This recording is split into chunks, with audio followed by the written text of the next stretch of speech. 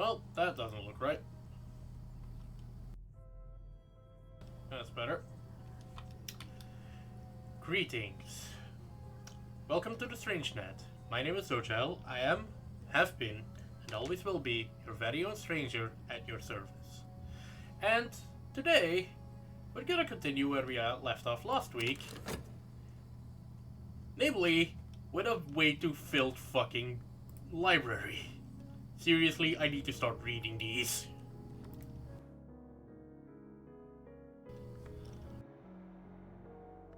Oh god, I have restlessness here. That's decaying. That's probably also not great. But I am not in acute danger, and I don't really have anything to worry about as far as that's concerned. So, I should probably get rid of that icy atmosphere though before it turns into even more dread.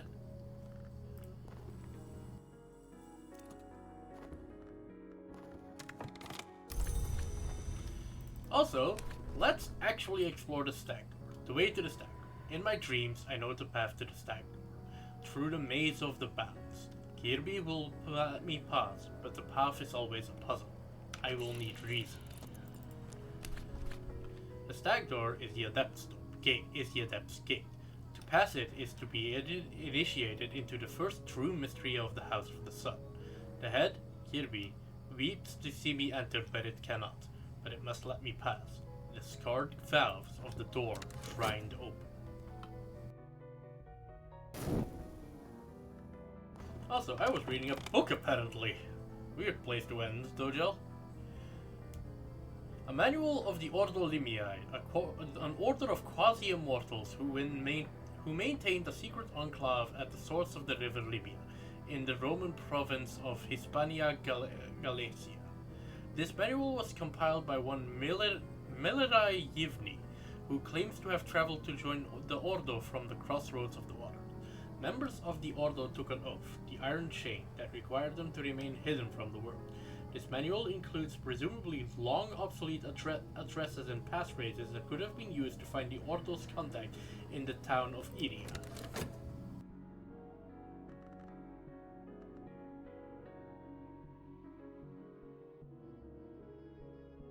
I hope you like listening to me read, because there's gonna be a lot of that today. The final part of the manual prescribes the punishments for Ordo members who break their oath of secrecy. This includes an invocation used to summon the spirit called King Crucible as an agent of vengeance. Yivni cautions that this must be a last resort when the oathbreaker would otherwise go unpunished. Summoning King Crucible might draw the personal attention of the Forge of Days.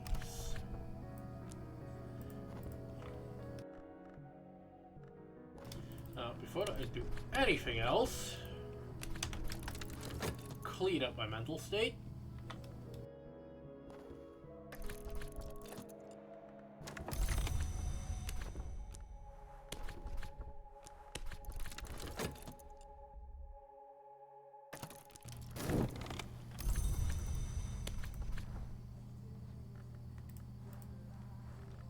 Oh, you can actually subvert that with your... I mean, I guess that does make sense. Anyway, books. That was unnecessarily loud, I apologize. Let's translate the Silver Book now. The Silver Book, a manual of the Ordo Limii, an order of quasi-immortals who maintained a secret enclave at the source of the river Libya, in the Roman province of Hispania Galicia.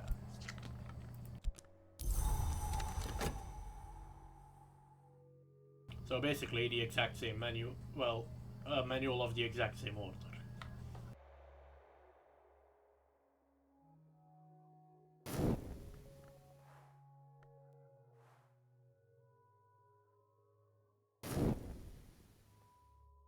I should probably consider learning Virgian. That would be helpful. Forgotten Chronicle. Let's go up the Ascent of Dragon.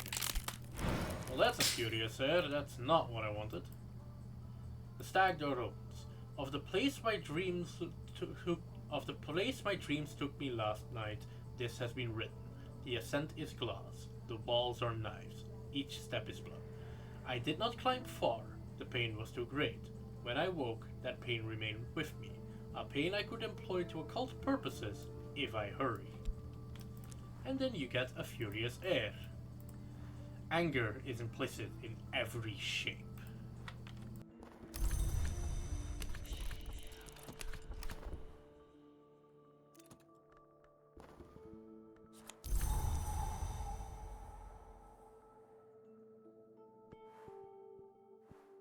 I don't really...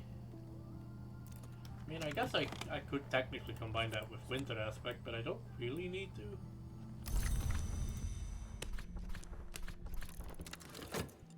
So I'm just gonna let that decay. While I figure out how to write a forbidden epic. Also, I could probably read these at some point. Once I have a set.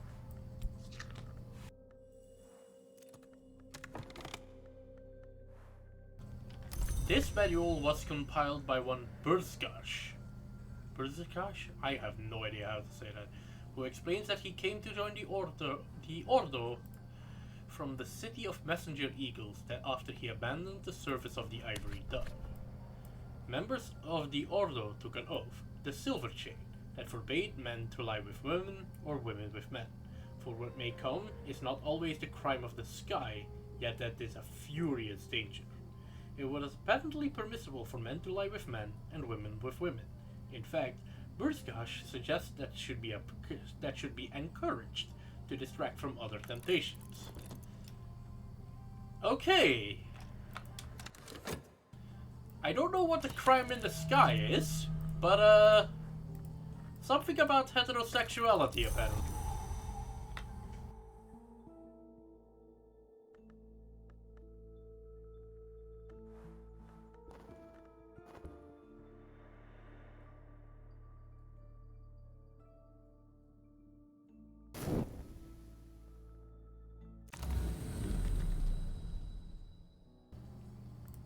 Subtle rapture, not that interested in that.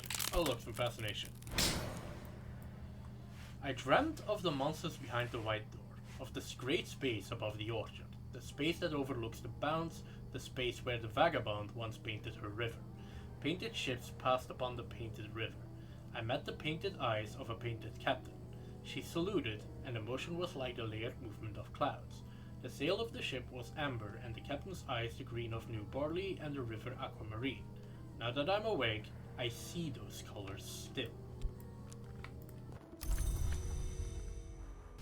Well, good thing we have some dread to get rid of that.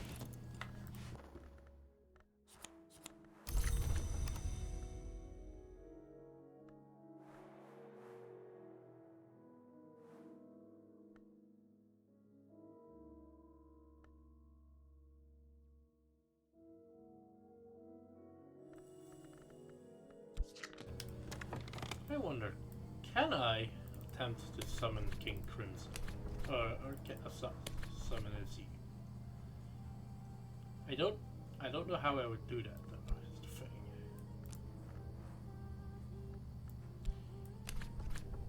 So it's Moth and Grail, which is not particularly helpful. Because that's just a raw profit.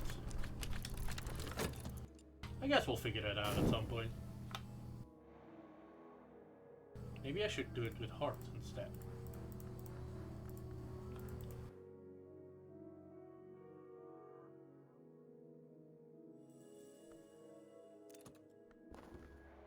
The manual prescribes potential countermeasures to protect those who might be tempted to go against the oath. Masks, disfigurement, severe poetic disciplines. Those who do break it are to be punished with death, although there are lesser punishments prescribed for various acts that don't involve actual coitus. An invocation is included which was used to incorporate those punishments into summoning rite. The Meniscate invocation. And now I have one more complete set. So I guess let's start reading these. In the meantime... The Encircling Tundra. The explorer and entrepreneur T. Everett Duplantis once attempted to plunder the temple where this text was held. His fate is recorded in an appendix. Encircling sounds like the ring U, which is a heart hour, so... Anyway, awaking chant. Who could hear this and remain unmoved? The sleeping? The dead? The earth and the sky?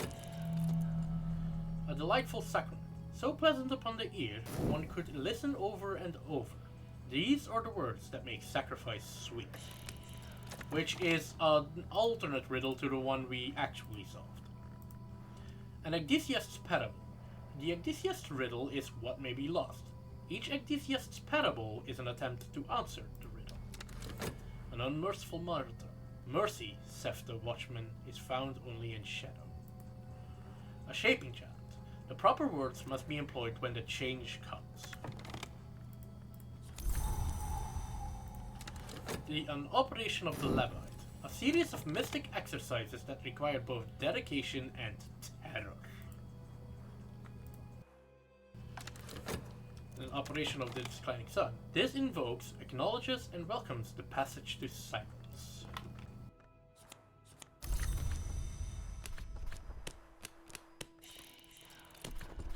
Start painting.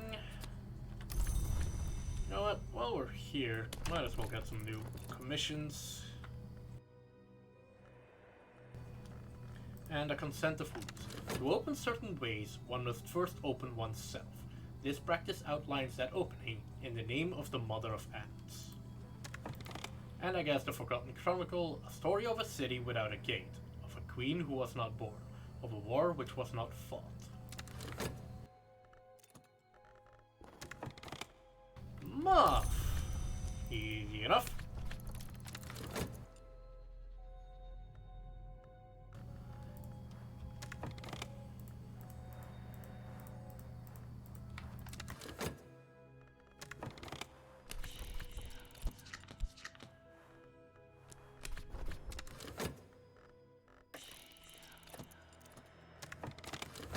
Not paying for that.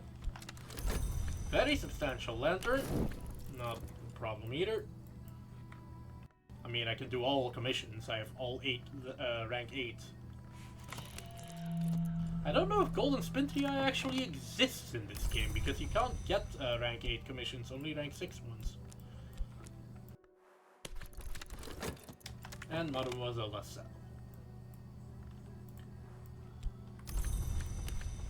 The Encircling Tantra speaks of the Serpent Gate, that hungry portal sometimes known as the Spider's Door, which is sacred to the Mother of Ants, though through which the Great Hooded Princess pass.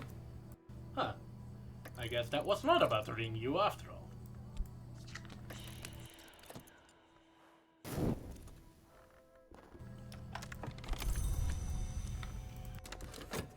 Oh look, more restlessness.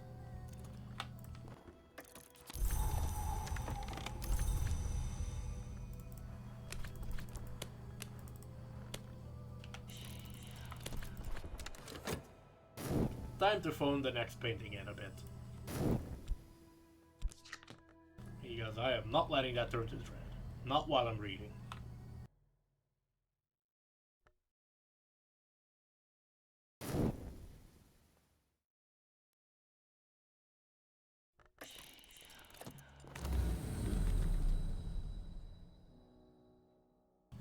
Let's go back to the Ascent of Knives. An urgency of appetite. The stag door opens. The Ascent of Knives is called a sharp stare and the Mother of Mirrors, and the Feast of the Grail. If one is to look beneath the stare, as I did last night in my dreams, one understands that last night. It draws a tide of blood from the feet of those who ascend. Empusae, some shaped like men, many shaped like women, wait beneath the glass of the stair to satisfy their hunger. I did not approach, I made no sound, I only observed.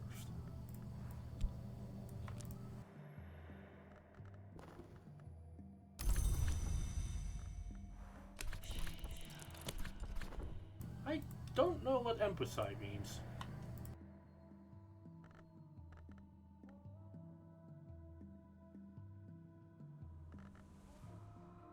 Empusa is a shape-shifting female being in Greek mythology said to possess a single leg of copper.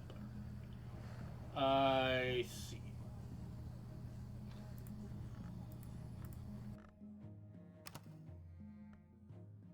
Some kind of copper-legged dryad, I guess.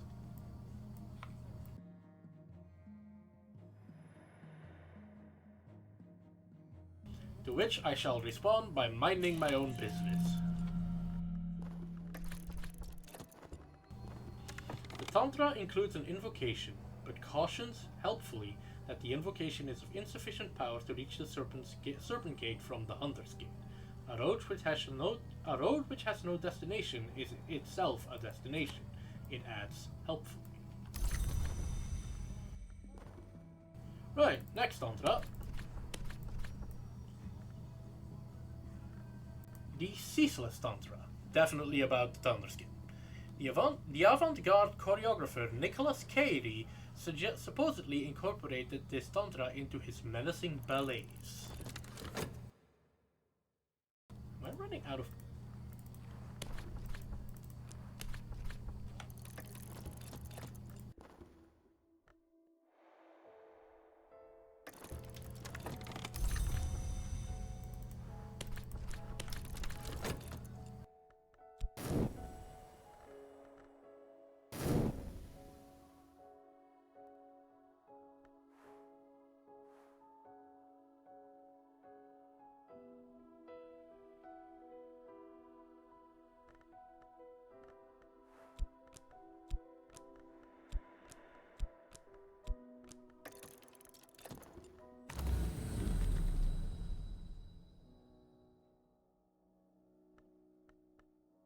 I just take a forgotten chronicle. A wise choice, apparently. Last night, Kirby was talkative. He spoke in his siege engine voice of the histories he'd overheard in this waking world. I listened until his story started off again into weeping. Tailed off again? I'm not sure I used the right word there.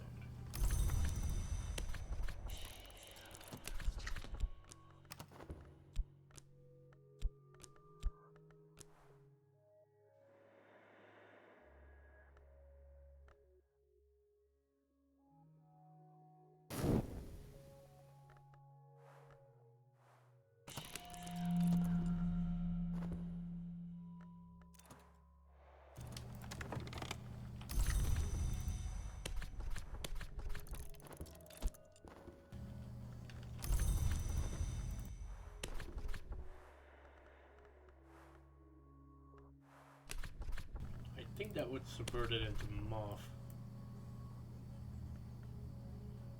Which I don't think I actually want. So let's just read. The Ceaseless Tantra is devoted mostly to warnings about the lively creatures called percussicants, but concludes with a chant which can be used to summon them. It observes that percussicants can be taught any dance, but they prefer only one.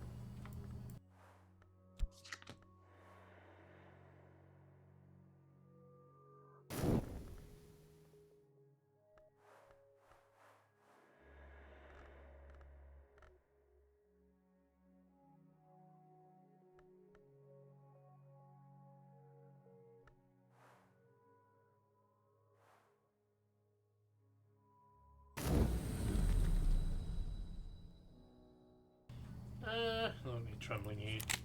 Ooh, forbidden epic. There is a great chamber in the Monses through which a painted river flows. The vagabond, it is claimed, painted it from memory in the years before she left the house. Certainly there are histories concealed in its design. I traced them with my hand last night. There were fragments of aquamarine paint beneath my nails, flecks of gold leaf when I was done. How about we go explore?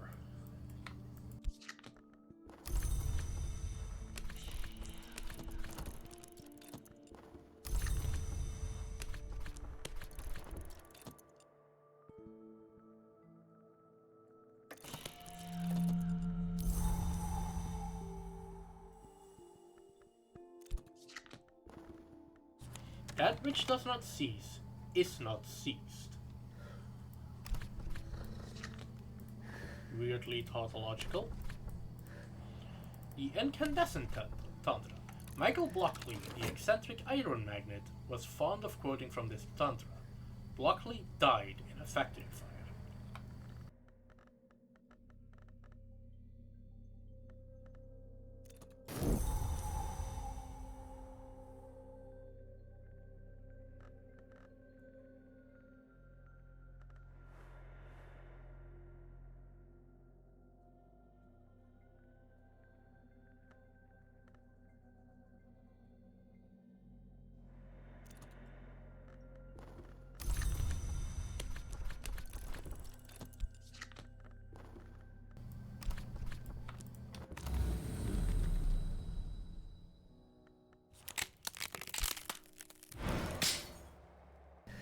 A bitter atmosphere.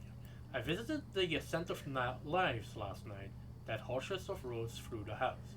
It has been sacred to the Meniscate and the Sun and Rag since the Intercalate, when the true sun was divided. When I woke, my room was freezing. The chill of it had cracked the window glass.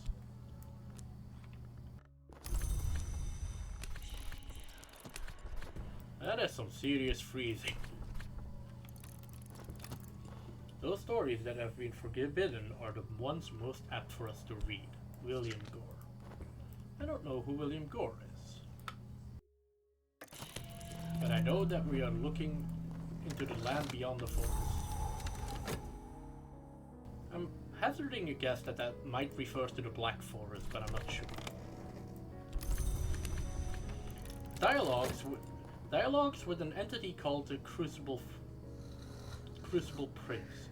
The prince warns about the appetites of his mistress, the burning queen, and the petal of the naked desire she shares with the sun, but professes his loyalty nonetheless. I don't know who the burning queen is, either. Unless that's another name of the unless that's a name of the Forge of Days. Sounds like it would be.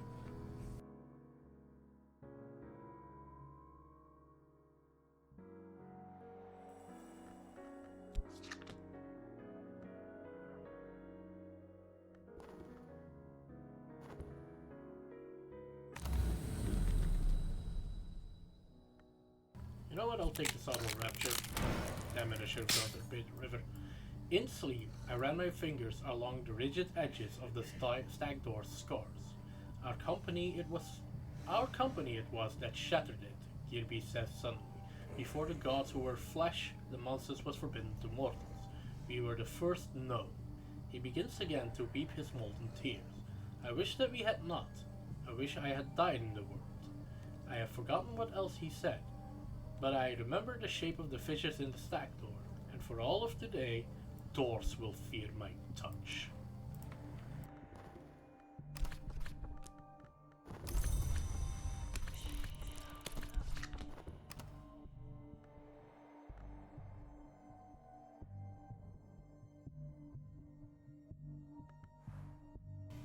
Subtle rapture, geometry contorts, doors burst open, snakes boil from the earth. And also, oh no, I'm sick. A right which changes is necessarily a right which destroys, but a great change requires a destruction of savage extent.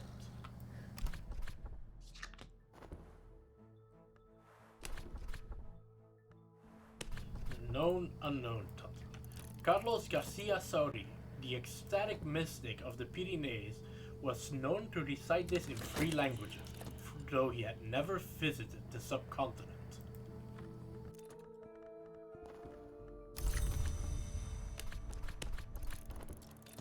I should have used this. I'm a dumbass.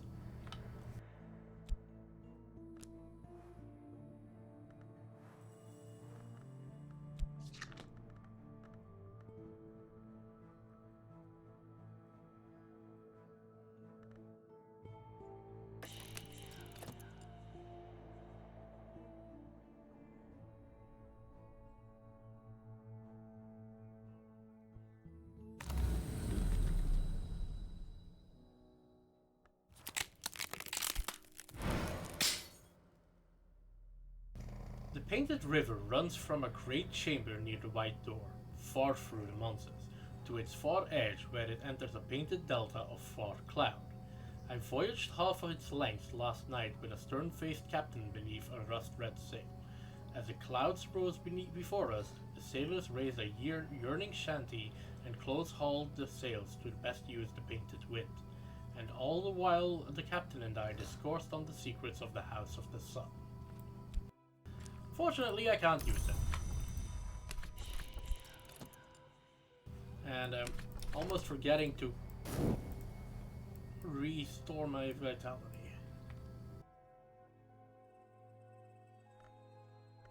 I don't have ADHD at all, chat. What are you talking about?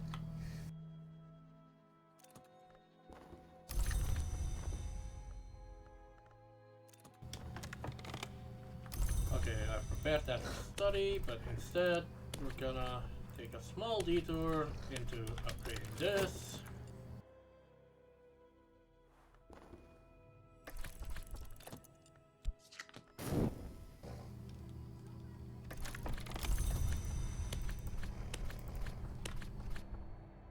So that I can then upgrade that.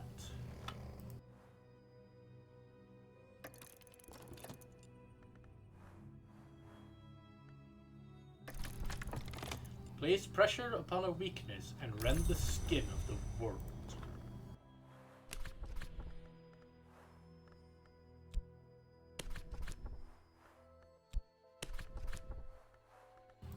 Don't really have a victim at the moment. How about we start?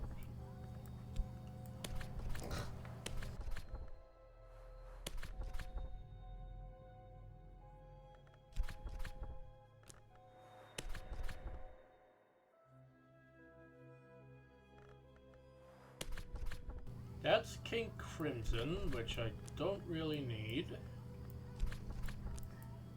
How about I use Alliance names? That's a percussive, don't need that either.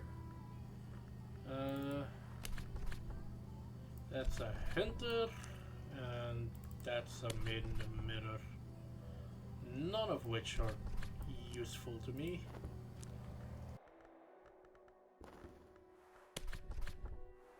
I swear to God, I used to know how to summon a Zeme.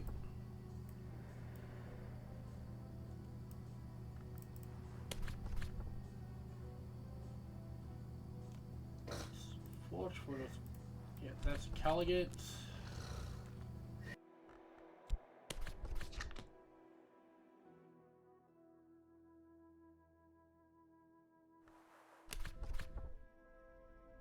Ah, here he is. Summon one of the name emanations of the Red Grail. The Zeme may enter only where the Grail's power is strong, and it will choose to enter only when invoked with the Forge, with which it has flirted so often. Let's go summon another tutor, so that I can read these books as well. Meanwhile, let's go read this Tantra. The known unknown Tantra describes a journey to the white door of the Monses, beyond which speech ceases. It describes a mantra which can be used at the right place and time to achieve that door. I'm guessing it's the unmerciful mantra because it's a mantra and a tier 6 one.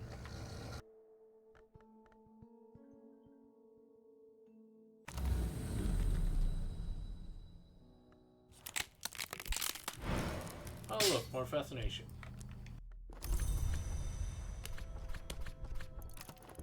Now please actually clean up after yourself, Dajjal.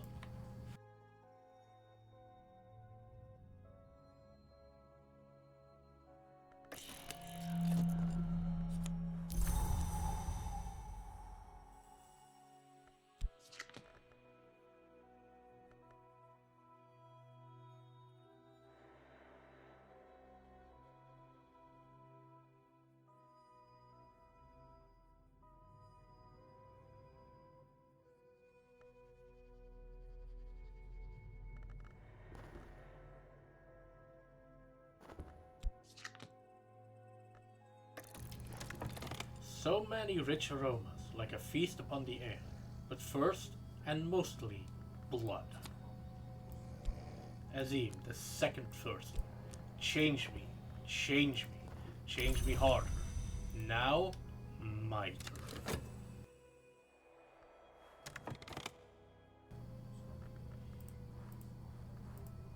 And he speaks Firgian, so he can teach me Firgian. The light of a lantern can only ever reveal the space between the forest shadows.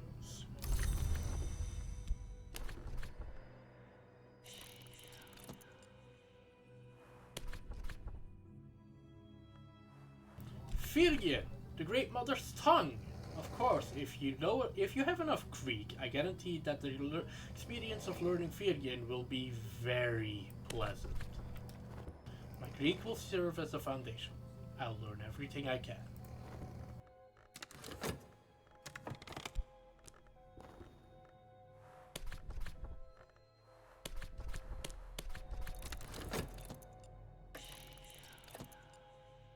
Might as well earn some money.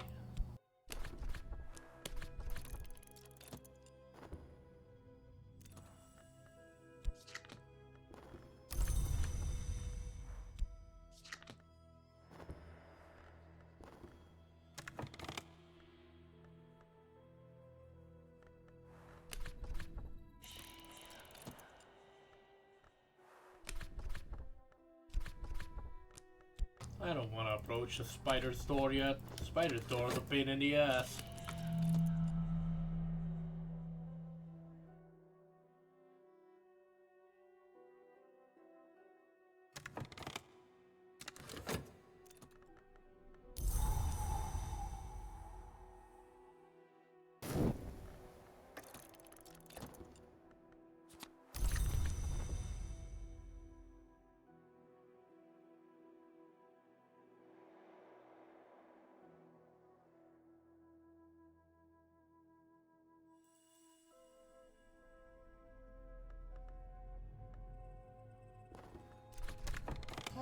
Herodotus tells a wild story of a pharaoh who discovered the Phrygian language was the first spoken by humans. He was wrong, of course. It was Vak. But everyone enjoys the story.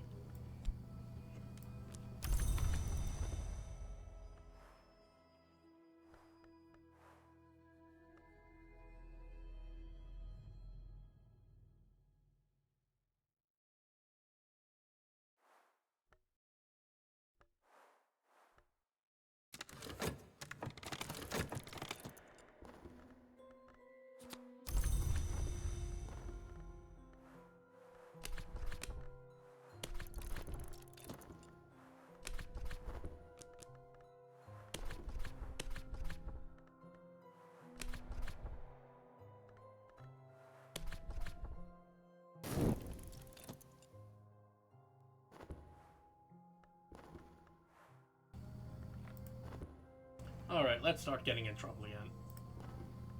The Cave of Candles. Every seventh sunset, the cunning man comes from the village below to renew the candles. The floor of the entrance chamber is a slick of stinking wax. No, that's not the wrong one. Right one. He claims the light keeps the creature below cowed, but more likely the sacrifices he brings keep it too sated to emerge. I don't know what's down there, but I'm gonna send a Azim in. The ascent to the cave through the high passes will be dangerous. Whatever waits in the darkness below is probably more dangerous still.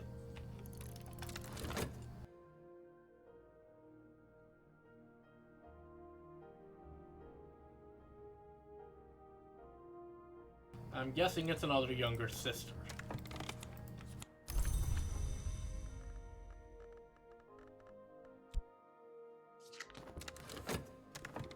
Anyway, the twin serpent tantra. A tantra shrouded in particular obscurity.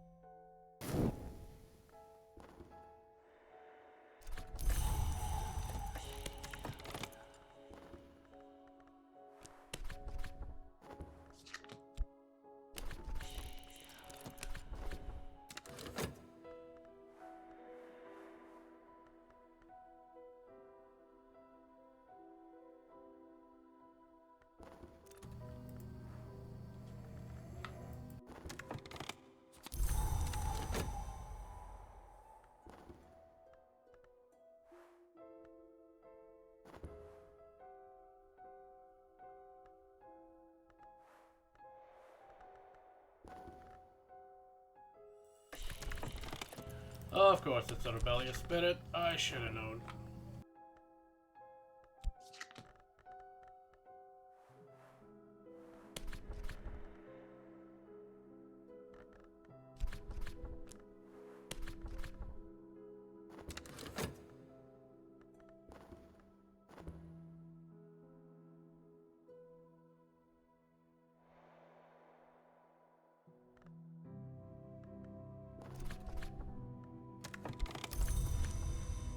Just before the outbreak of the Great War, Alexander Sparrow, almost certainly a pseudonym, published leaflets claiming the influence of the Snake Princess on world affairs. This text, called the Twin Serpent Tantra, was his primary inspiration. The Tantra describes the Great Hooded Princess, a dynasty of princes of unclear origin engaging in prayers, sacrifices, and poetry in honor of the Key Serpent, the Crossroads Twins, and the Mirror Queens. Nagi encircles, Nagi arises from wounds. Nagi spares those who are already harmed. Okay, so Key Serpent, that's the Mother of Ants. Crossroads Twins sounds like, you know, the twins. I don't know who the Mirror Queen is. Might be the Mother God? I'm not sure.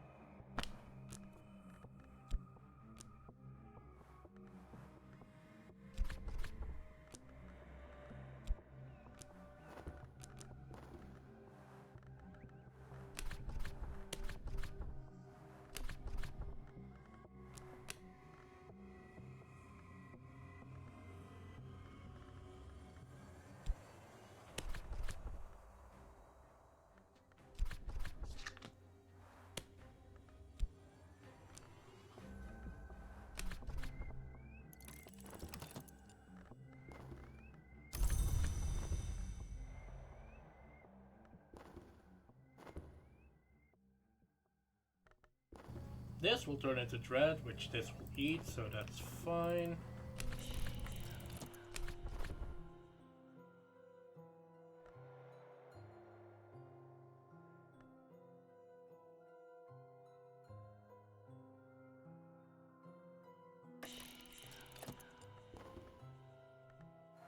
And here's the younger sister.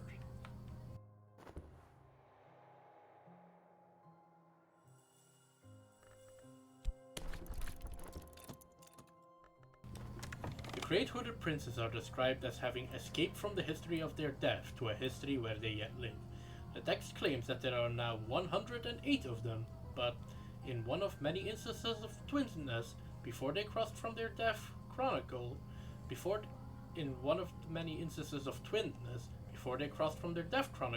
there were only 54.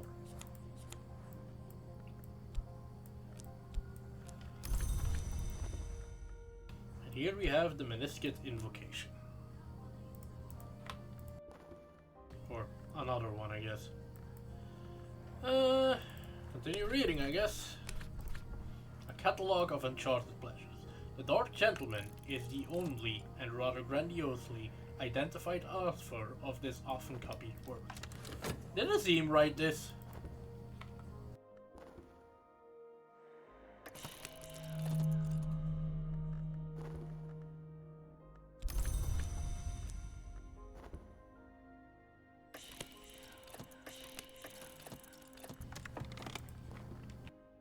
He can hide in candle flame if he must, but here he is in all his bonfire pomp.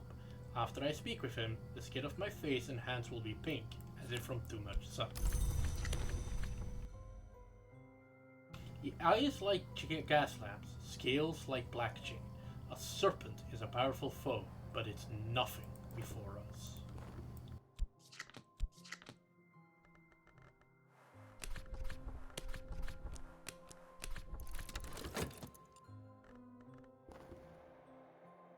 Just rocking up with a casual 24 edge.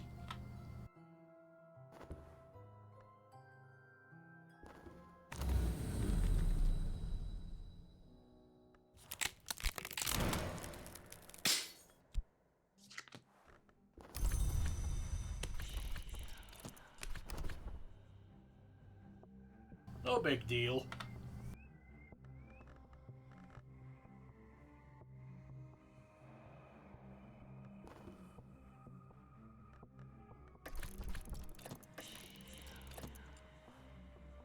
The serpent rolls and roars. Its death throes shake the earth. But it's dying. We will pass.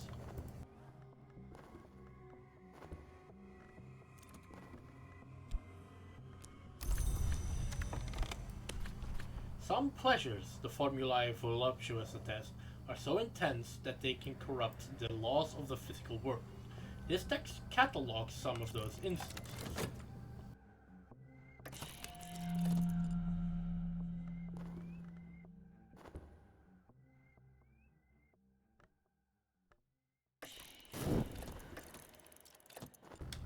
Treasures lie before us, which means you get to eat some notoriety for me.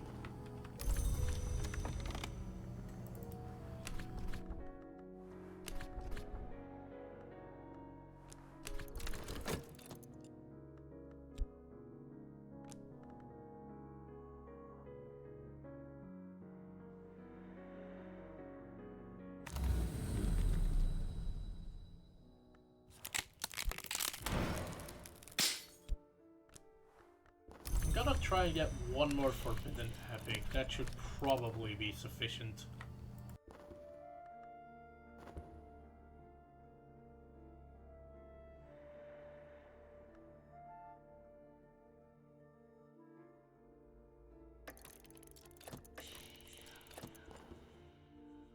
A nest of lights. The tunnels beneath the cave are smooth with the Great Serpent's passage, and chokingly dark until we come with our lanterns. But the chamber where it nested is surprisingly bright. Luminescent fungi flood the place with Ersatz moonlight. Perhaps the candles drew it, not repelled it.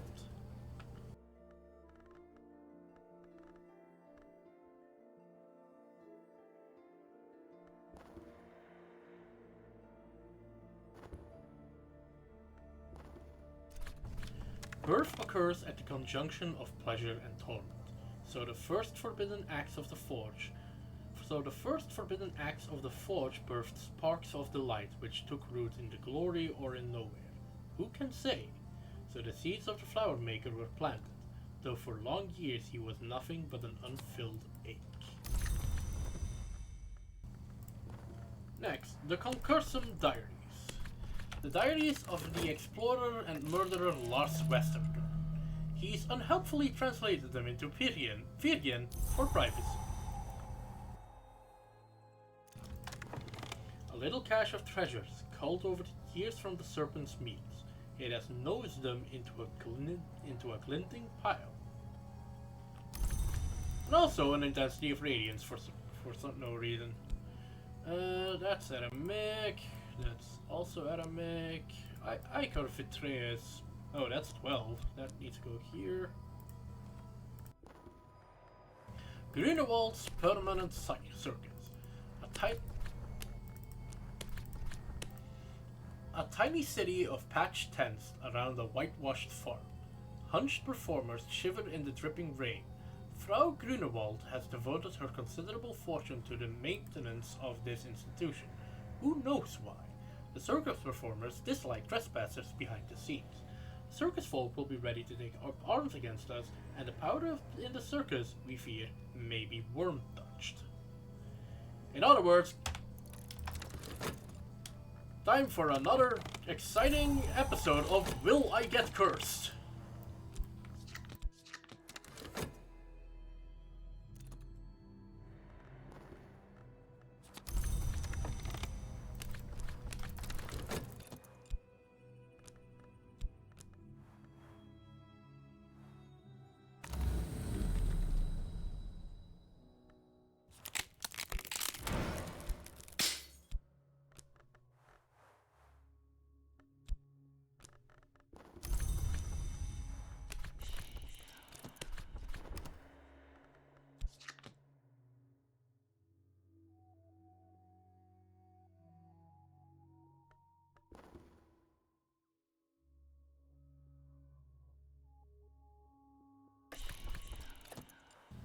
worms in the world.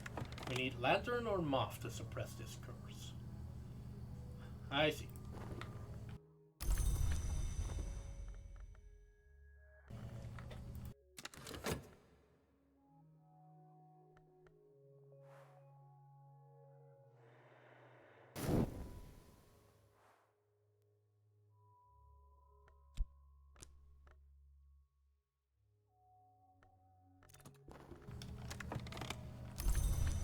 I'm gonna stop reading for just a second.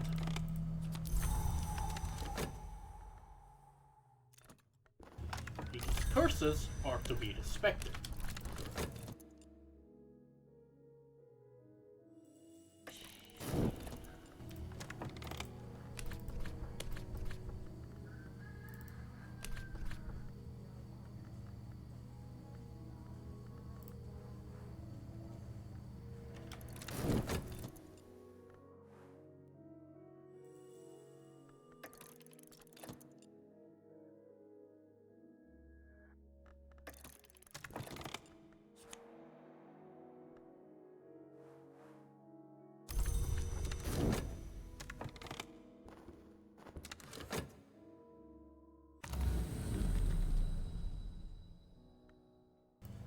I did not need restlessness.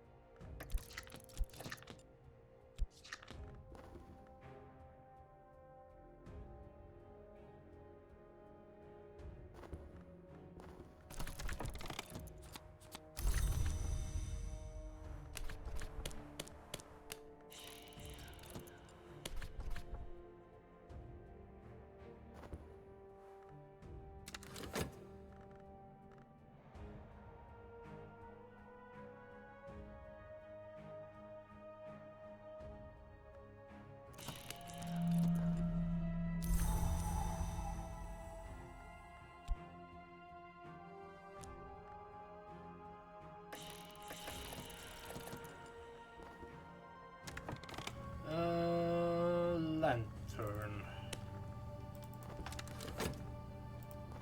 Let's call upon the Watchman, who is not merciful.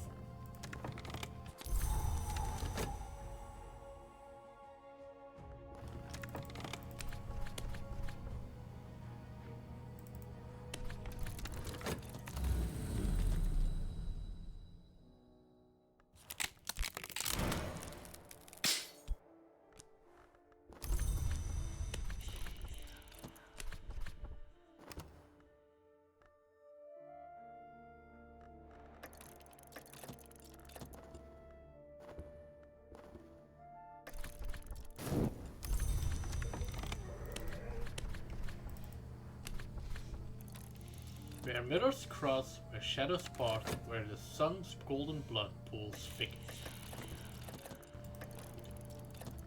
We call upon the sun in rags, who is not as it was. The sun in rags, that weary chilly power, can lend us lantern. It will conclude this curse. Probably.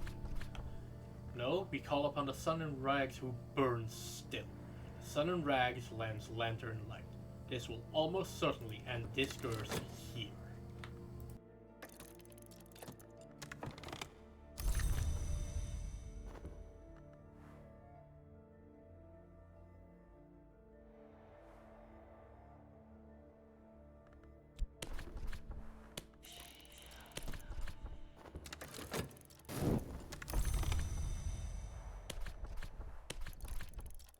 Ah shit, that's not what I was intending to do. Such devastation, this was not my intention.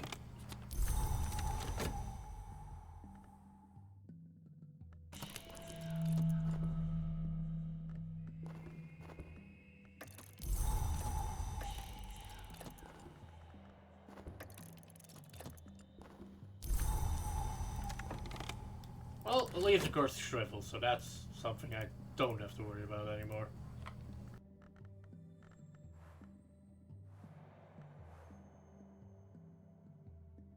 blaze of radiance. Fuck it, give me the furthest route. Every color has grown bright as new dye, but now all of them begin to bleed towards white.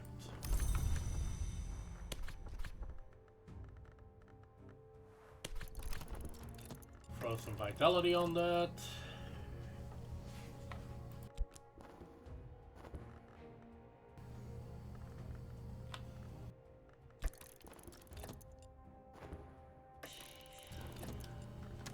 And once treasures lie before... No. I don't want to send someone there. Once treasures lie before us, start charming people.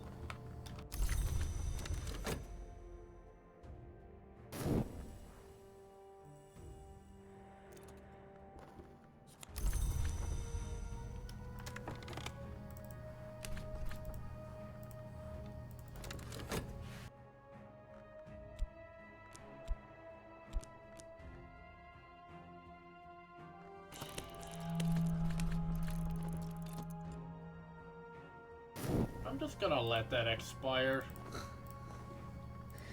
Especially because that fascination is about to get eaten.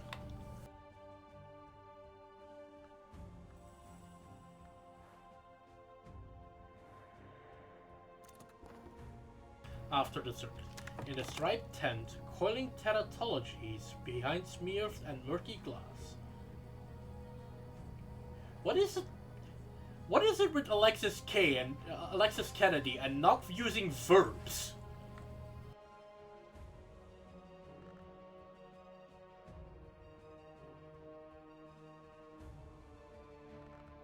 Teratology is the study of congenital abnormalities. I see. In the great tent, the dripping fog that nuzzles us like a hunting cat. Fog rank as an animal. In the blackened star tent, wonderful meshes of orrery and sculpture spangled with costume gems. In the red tent, the waxen priest in the glass coffin and the boots clasped to his chest.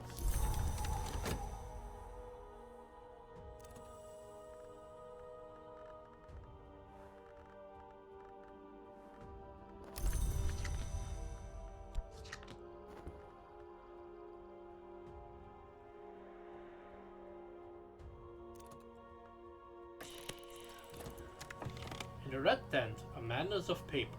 The circus folk have pasted diagram crowded paper to every surface. The anatomies of time, the dissections of old weather. The place stinks of nowhere. We should burn it when we leave. A trestle table holds an unceremonious medal of trophies and keepsakes.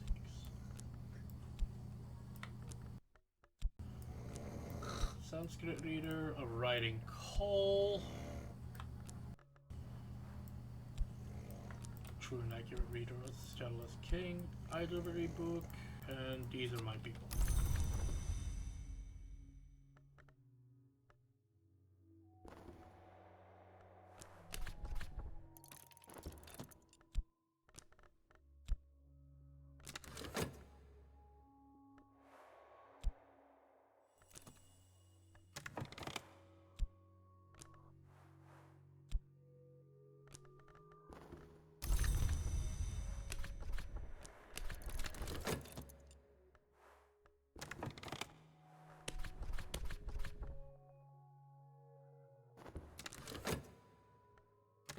Actually, that's gonna be 2. That's one too many.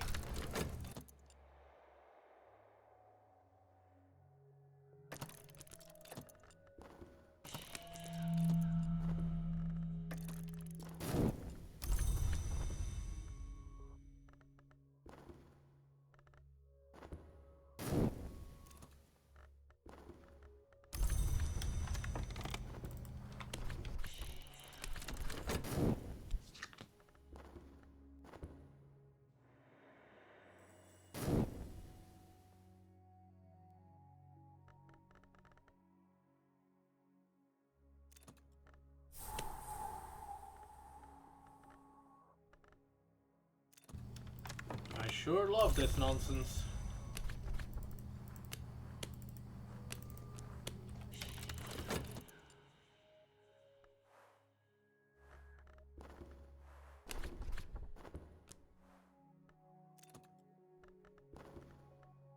Fox Lily Meadows. The scent of fox lilies inspires ferocious appetites. It is probably fortunate that they grow only at this altitude.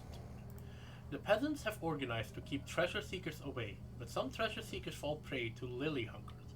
Their own treasures lie among their bones, and so the cycle continues. The path through the mountains to the big meadow will be hard. The peasants of the mountains will seek to drive us away. If we return home safe, we may struggle to shake off the visions of the place. So, translated, there's another curse.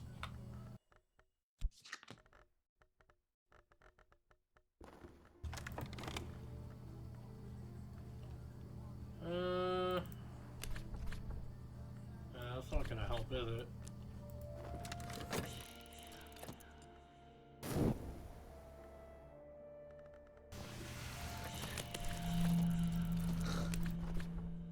And so the curse busting begins anew.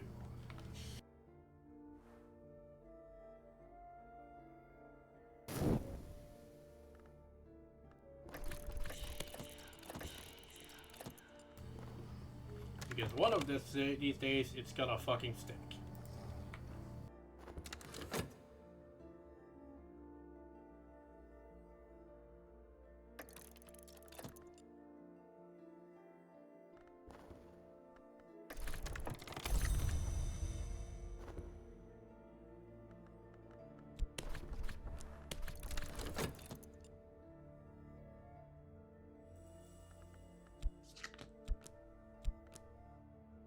At that precise moment, I will be glad that I'm doing this.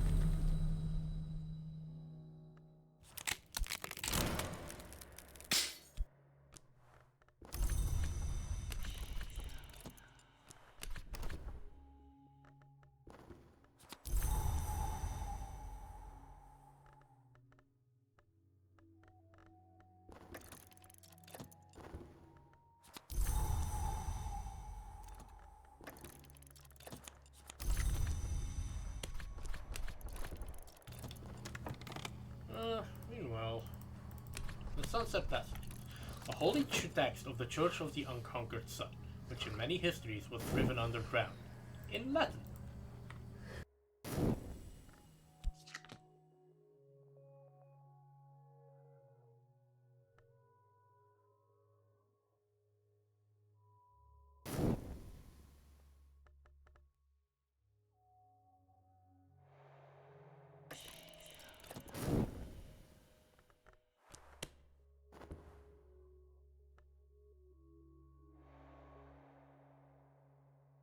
I don't know why two names need my money, but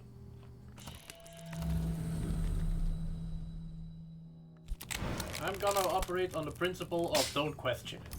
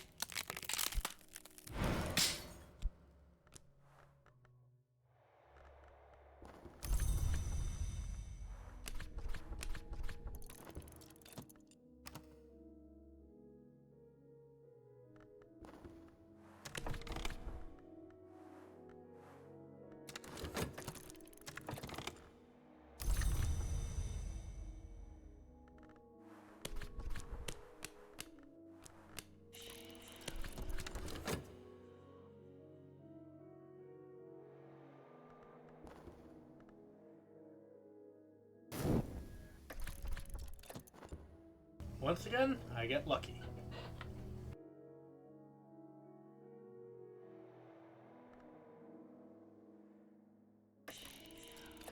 I'd better have it and not need it.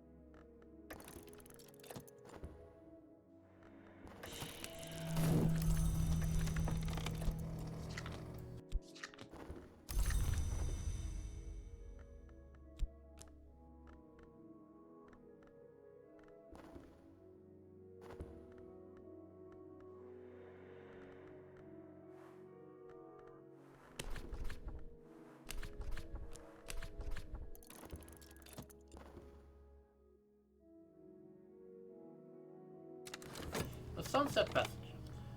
A miscellany of the funerary prayers, ceremonies, and hymns of the Church of the Unconquered Sun, which was ascendant in the third and fourth histories. It schismed during the Intercalate, when the sun was divided, and has not survived as a significant force. The Church revered the sun in splendor before it was divided, but even while it was still whole, its later cells were recognized as its names. The Mother God, of course, presides over death and the passage into the house. Into the house, even.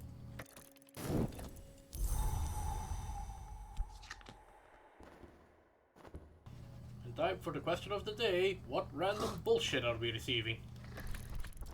The nourishment of blossoms. We've dipped cloths in ammonia and bound them round our faces to deaden the fox lily scent.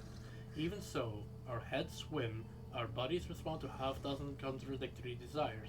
Here are the bones we sought. Let loot them and get out.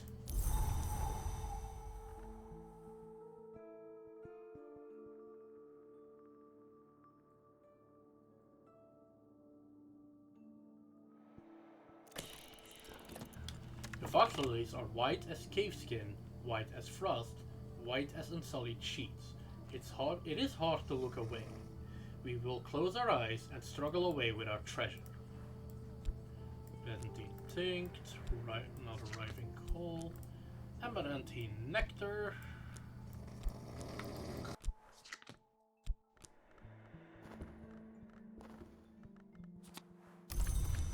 And of course, notoriety.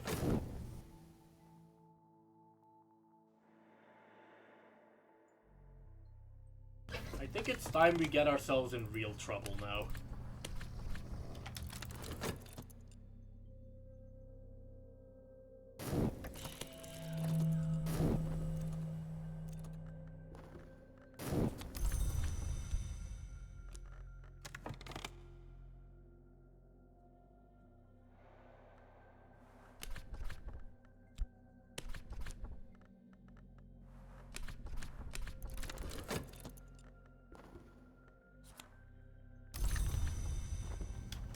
Shit, I didn't read that.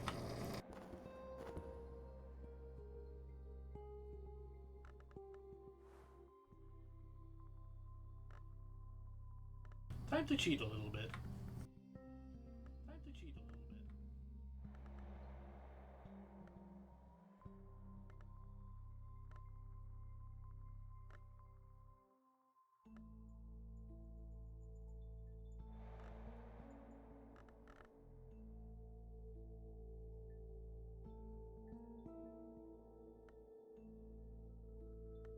Or not, apparently I can't clip myself.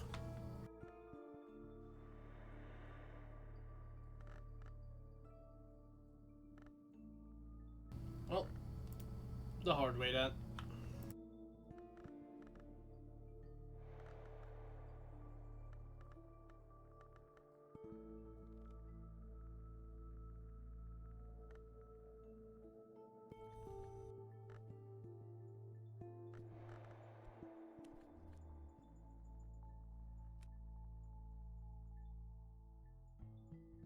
The white ceremony was spoken to honor the Mother God. At funerals held in the chilly space before dawn, the text cautions that all blades should remain sheathed while the ceremony is spoken, lest the corpse be not quiet.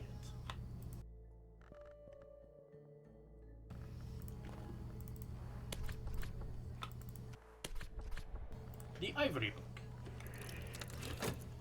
Another manual of the Ordo Limiae. And I guess we'll find out in a second who wrote it.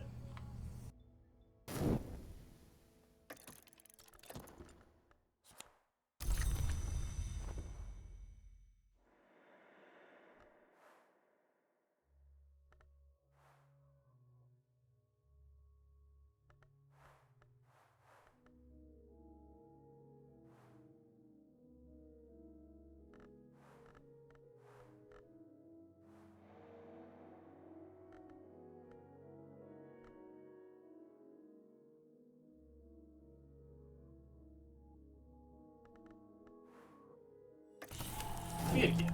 The Phrygians worshipped the Great Mother, who we call the Grail. Theirs was the land in which the Sisterhood of the Knot was born, and this is the tongue in which the Thunderskin pleaded at his ascension.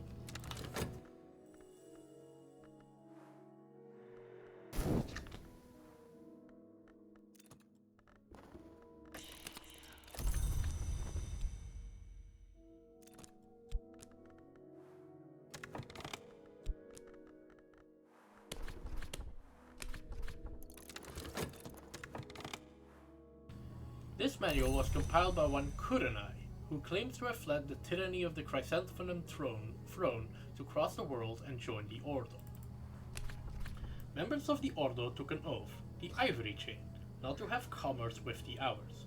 Followed literally, this would be almost impossible for an adept, so the manual contains numerous clarifications, exceptions, and processes of indulgence.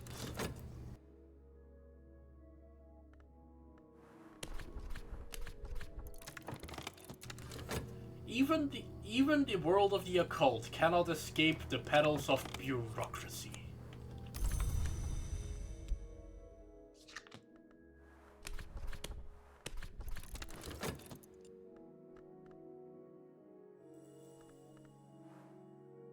Azim is sulking. Azim will be fine. Eventually.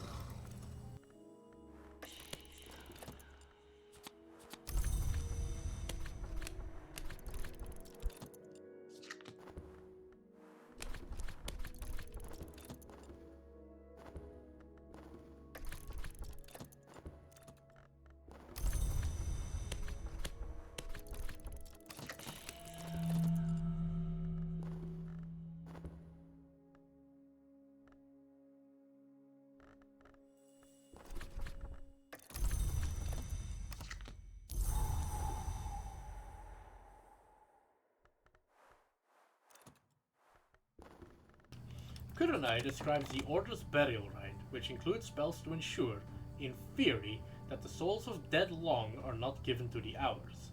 The Hour, called the Ivory Dove, who memorializes and commemorates, is to be invoked in secret in these rites, for with that Hour we have made an understanding.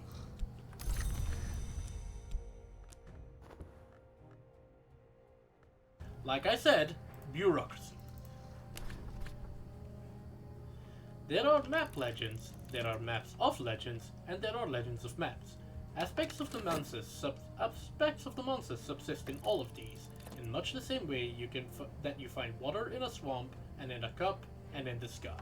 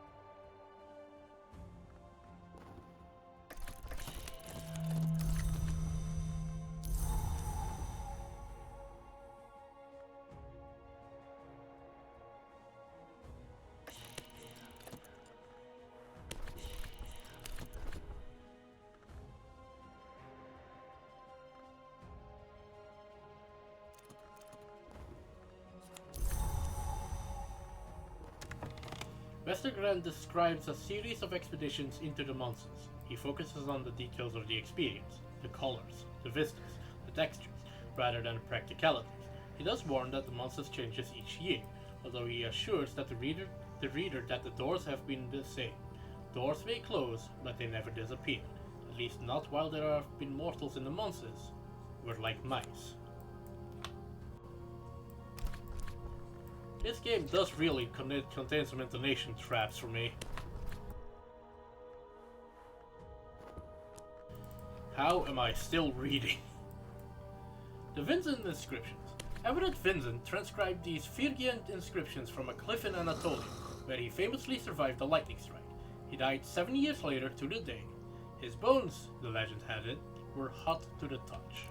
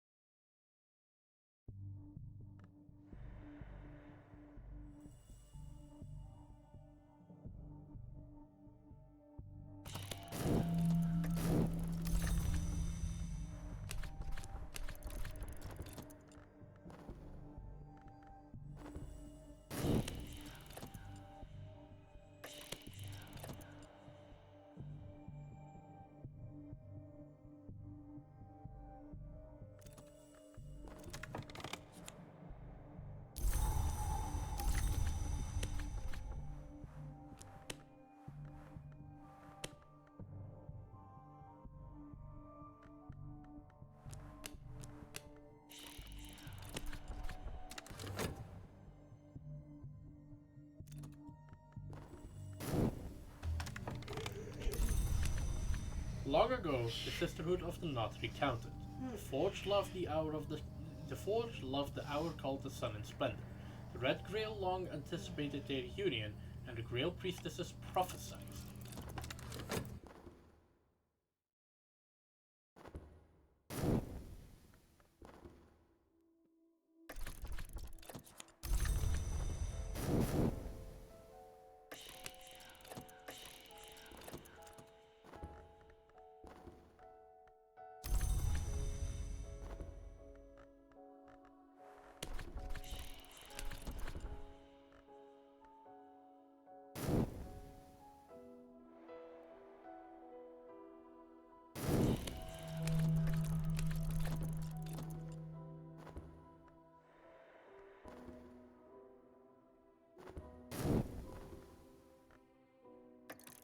Prophesied it even.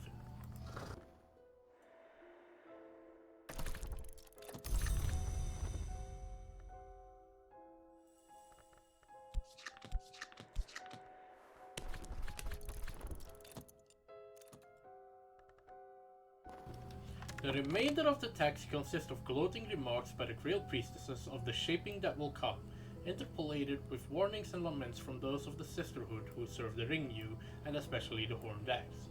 Nevertheless, an invocation to the Forge is included as part of an attempt to urge it onwards. The Burning Woman, a transcription of the play by Menander the Victor, possibly the dramatist of that name, into Phrygian with commentaries.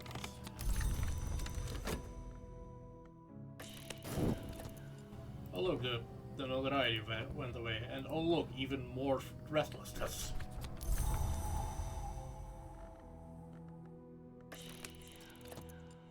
I think it's time that we move on into the spider door, as much as I hate the spider door. The second most annoying door in this game. Or actually, it might be the first most annoying door in this game. But I need to clean my backlog out. Well, that's becoming dread. And actually, that becoming dread is kind of bad.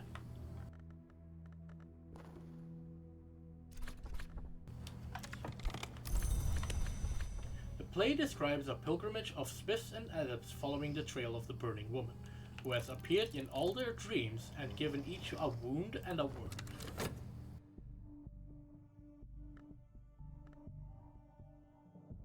You know what? While we're taking that, the Geminate Invocation. The Sister Witch has always been invoked for protection at crossroads and at moonrise, and at moonrise, where the land shelters the sea.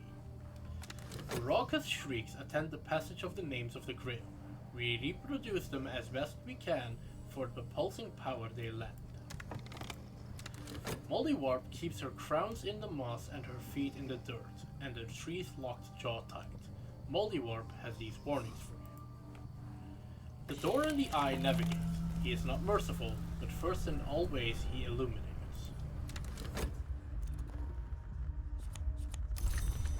Oh look, I'm going crazy. Or I'm going depressed. I should probably do something about that.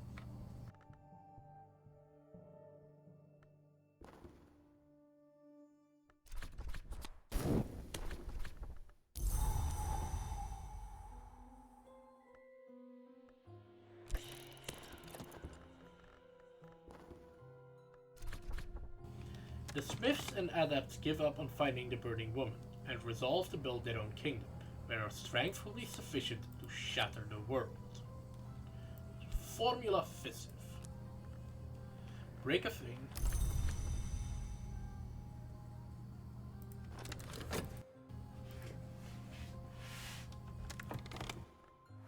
The Book of Thrones, a legend of the Shadowless Empire, transcribed by Alexander Peterhans from Annals at a secret shrine in Anatolia.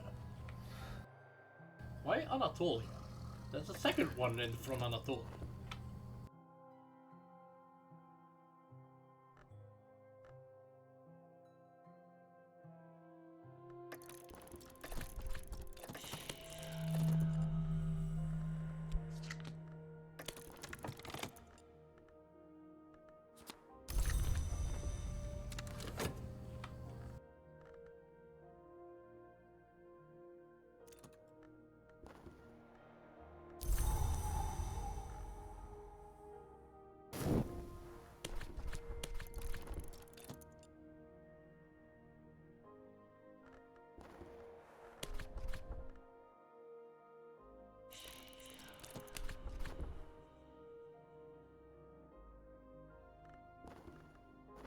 Okay, the good news is I'm calming down my dread. The bad news is I'm replacing it with fascination. In the first and greatest history, a subject of the Shadowless Empire of Persia travels to the west, to the kingdom of the Perseids. There he becomes a protege of the tutelary Perseid deity, the scarred man who lives in the dark. He returns after 7 years to put his skills at the service of the Shadowless Empire, becoming their golden general.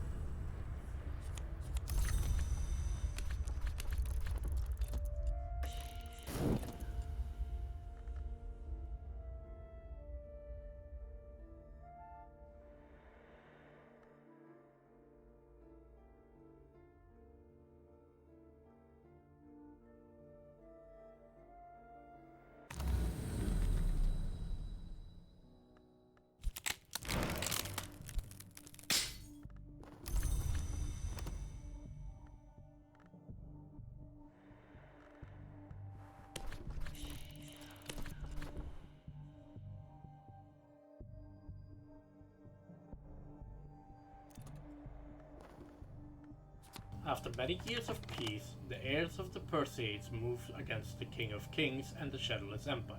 The Golden General will not take arms against the blood of his mentor until the King of Kings whispers a great secret of betrayal in his ears.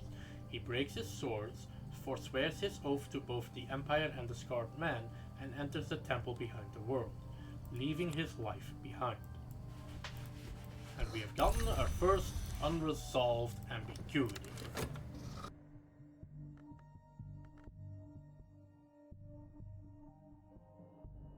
now I'm gonna start reading for a second.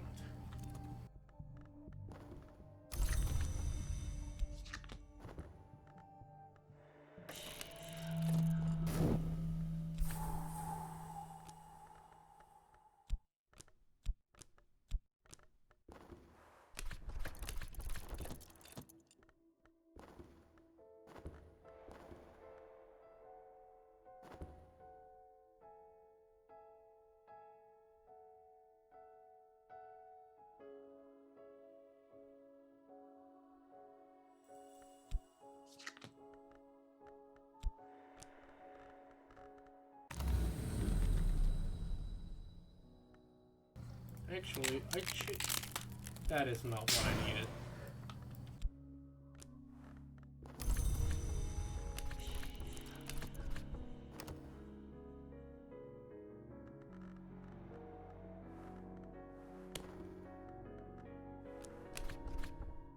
Let's go to the club.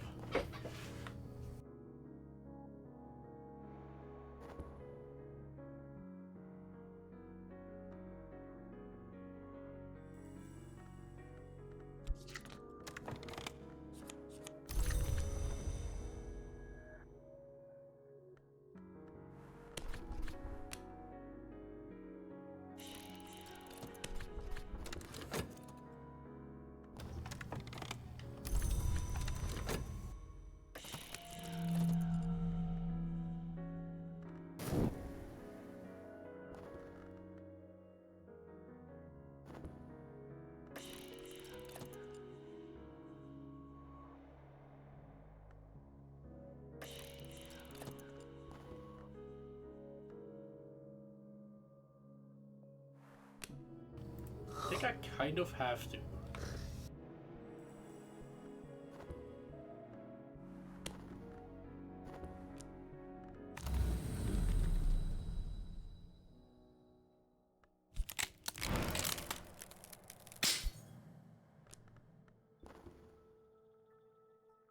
Actually, maybe not.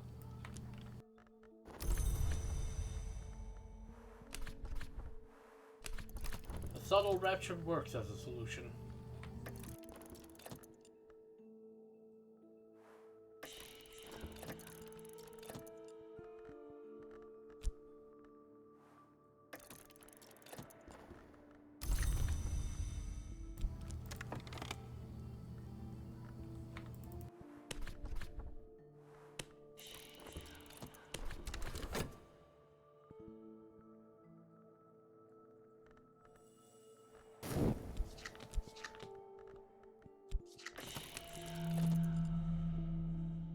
Okay, that's good. Tristan Interlude solves this, which cascades into solving that.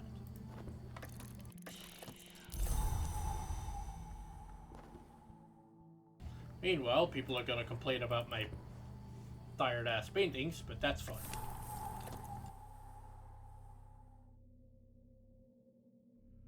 Okay, one problem less.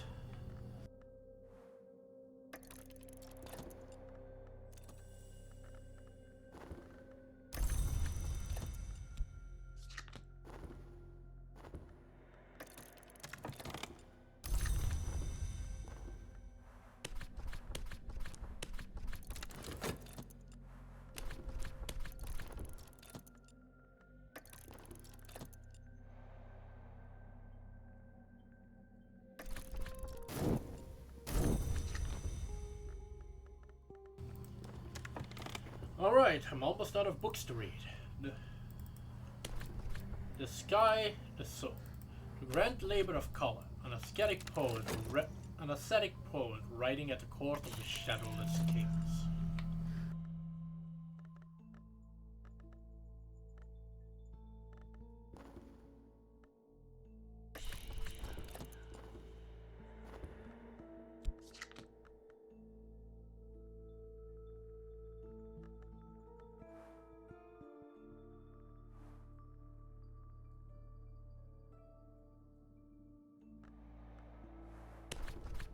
I think it is time to approach the spider's door. In dreams, the silken sands are the place that whispers. Grey grains sift, grey weeds quiver. I know the words that open the wind, so the sands will permit my passage.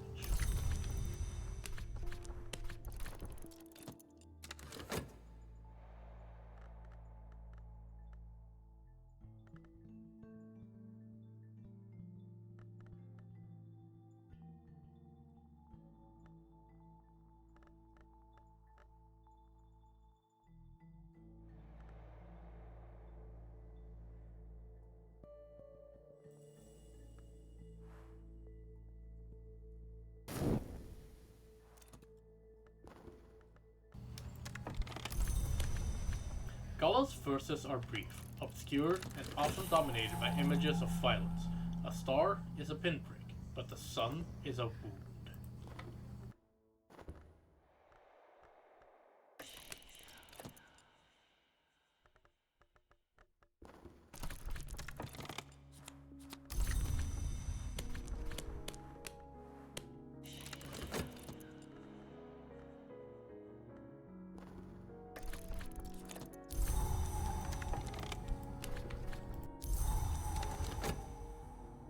Hooray, we're not going crazy anymore.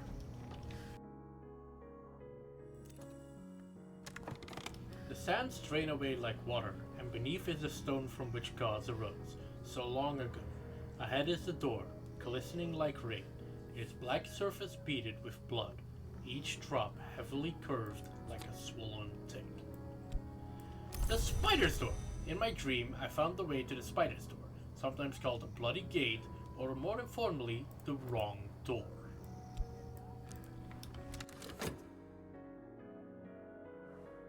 So the spider's door has a cost that isn't just exhausting one of your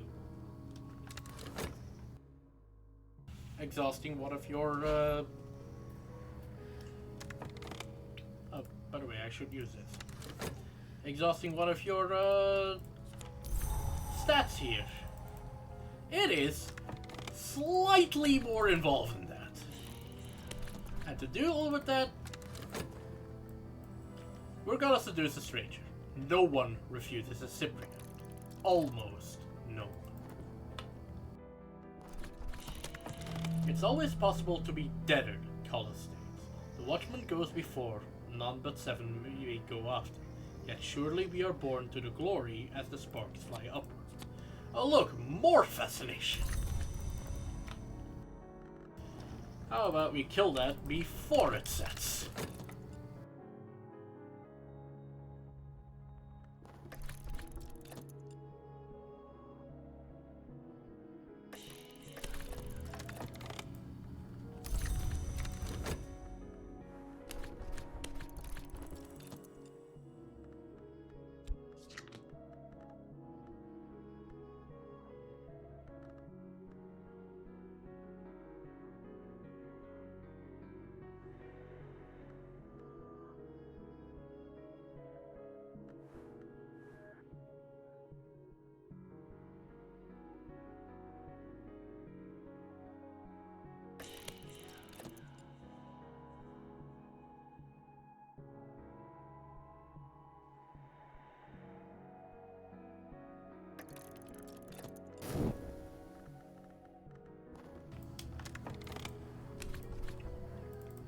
A true and accurate history of the Shadowless King.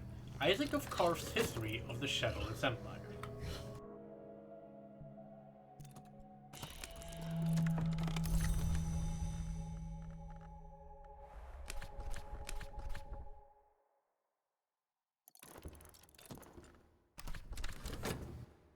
Out in the night, my follower is whispering words that sometimes they might mean. Even if their victim knows the words are lies, they might not care.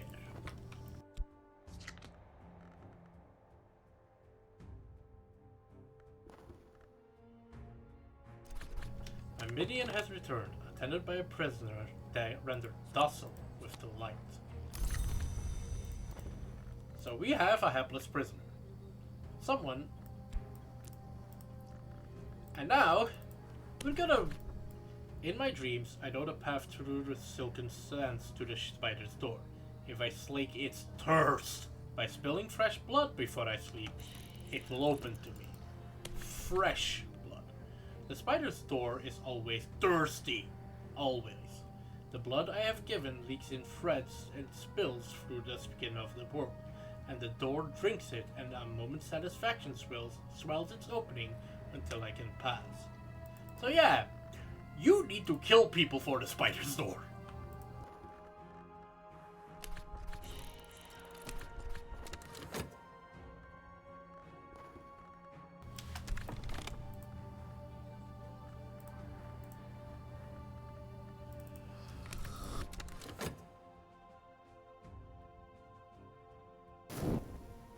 Which is totally okay and not at all concerning.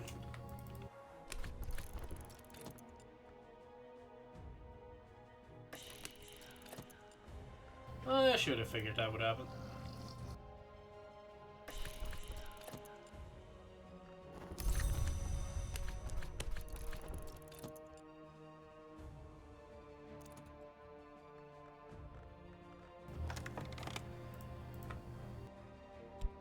True and accurate history of the Shadowless Kings by Isaac of Kar. Isaac describes the 1,000-year ascendancy of the Shadowless Empire. The first and greatest history is described herein. Persian Empire, the son of Achaemenes, the Shadowless Kings, the most glorious empire, survives the assault of Alexander the Great and flourishes as late as the 5th century.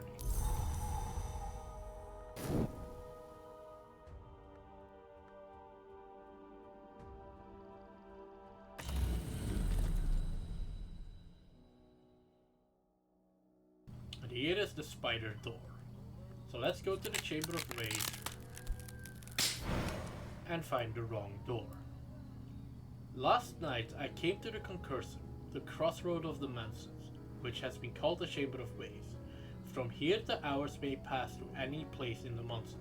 Here the horned axe spoke to me in her voice that is older than any living thing, and she said, "There is a door that will open for a little while. This is its time, and here is another division."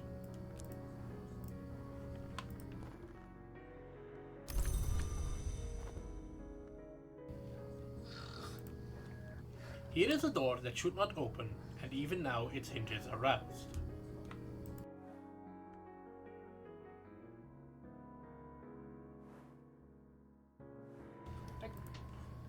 The Caladate invocation. The names of the Forge have all spoken these words.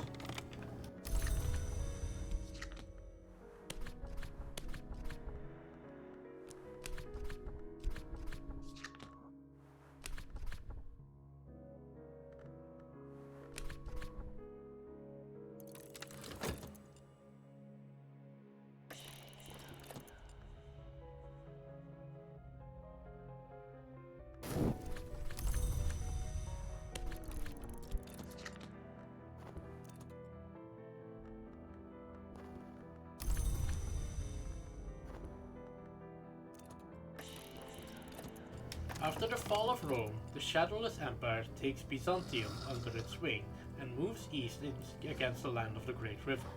Isaac begins to recount the invasion struggling against the unskinned armies of the Hooded Serpents, but ends abruptly with a series of incantations that he claims allowed the Shadowless Empire to persist. The account of Kanishk at the Spider's Door. Lok Kahuli, Kanishk's victim and lover, wrote this account, perhaps posthumously.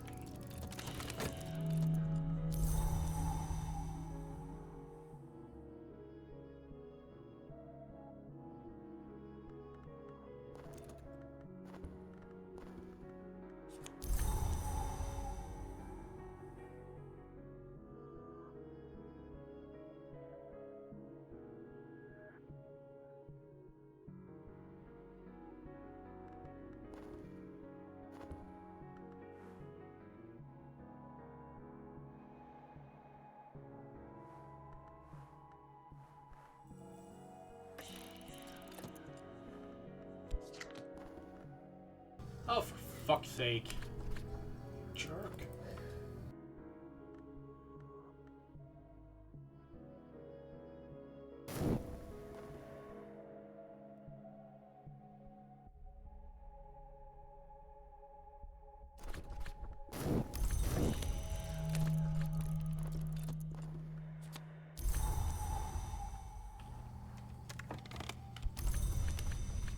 Kanishk sought to become a name. In pursuit of that end, he made Lok Kahuli the vessel of his appetites, promising Lok that they would ascend together. At the spider's door, he betrayed his lover. That's not very nice.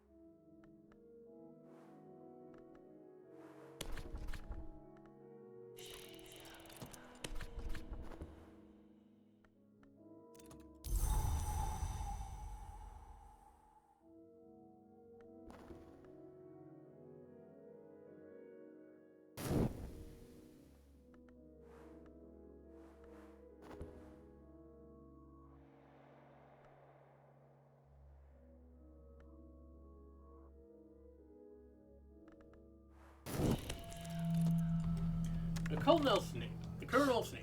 The Colonel has been many things in many ages. He is blind. He is deaf. He cannot be wounded. He cannot be denied. His names are cunning as only the very old can be. There is power that commemorates and grieves, from whom nothing is taken, but who cannot be deceived. You might expect to be able to crush him in your hand into bird's bone fragments. And the Meniscate invocation. When the moon's face was wounded, these words appeared. And the Forbidden Epic. The attention of the hours is drawn to the bloodiest wars. Afterwards, the histories are braided like hair. The Chiliarch listened to the betrayal and then forced Kanishk into his service. The Chiliarch cannot be denied. Klok Kahuli remained to write this work and to describe the outer magics of struggle and contest. And holy shit, I am out of books. At long last, I can start reading books.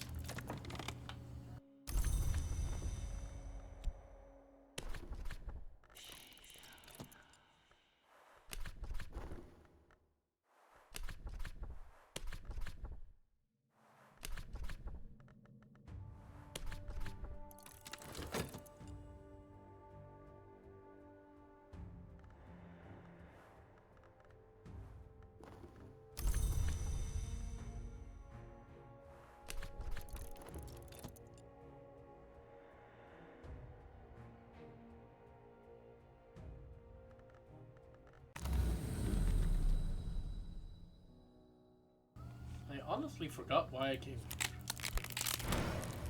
Apparently to snag some fascination. Lovely.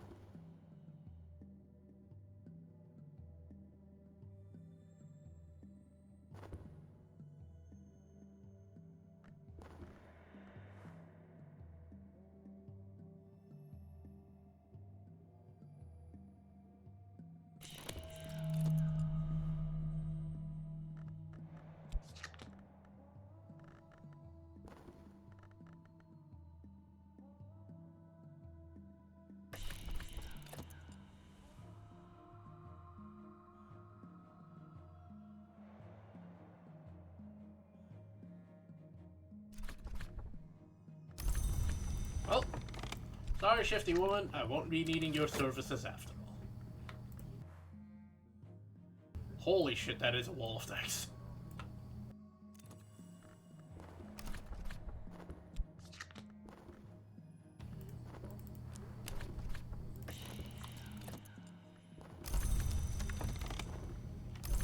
I'm glad I spotted that in time too.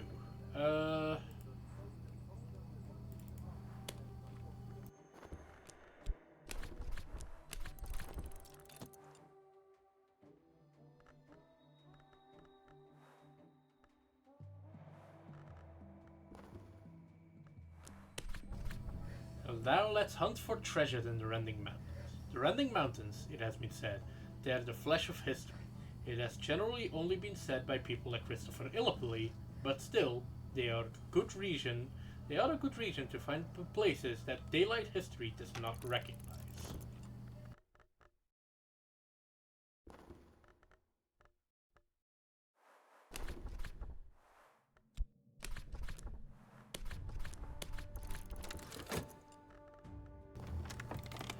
I can't use you to abduct something, can I? Nope. But I can use you to get the stay of execution.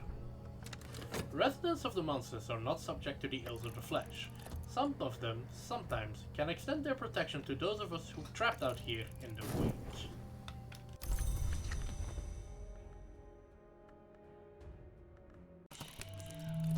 Oh no, I am sick again. Man, illness is such a nuisance.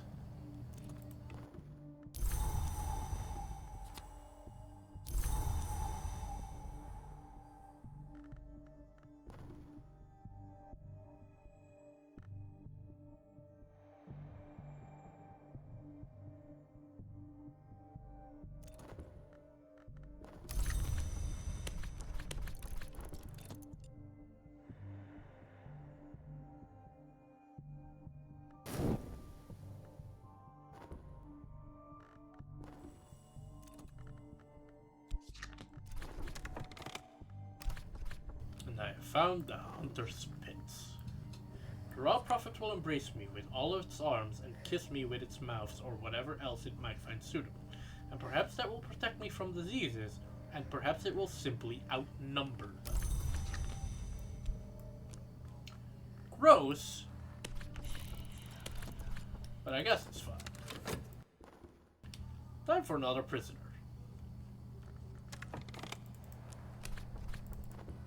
Don't really need to explore the city.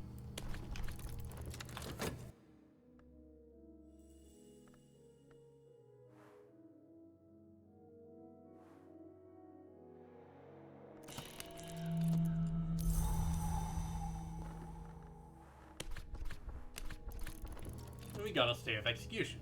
All flesh fades, but I've been promised that my flesh will fail a little later.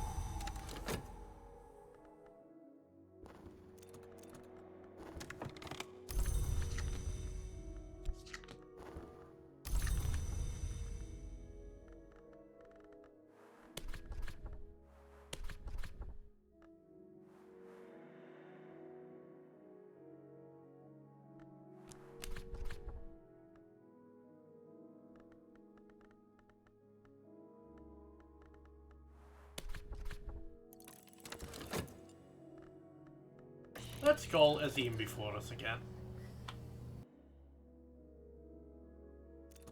And after that, Teresa.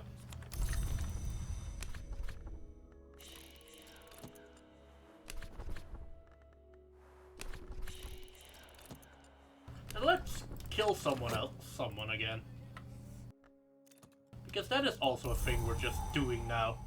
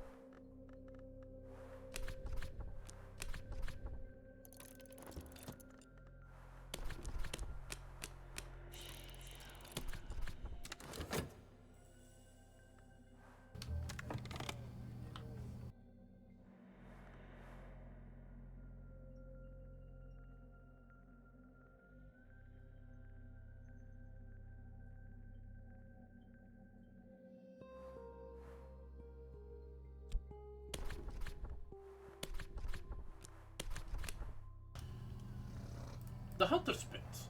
The Terran tribes enlarged this cave system, digging shafts, preparing traps. It may have been a place of execution or a proving ground. In either case, it's sacred, and the tribes don't want us here. If we survive them, there is still one more terror in the cramped tunnels. The trap labyrinths of the Terran tribes. We'll have to scale the mountains and battle our way through the traps. After that, no doubt there will be something else.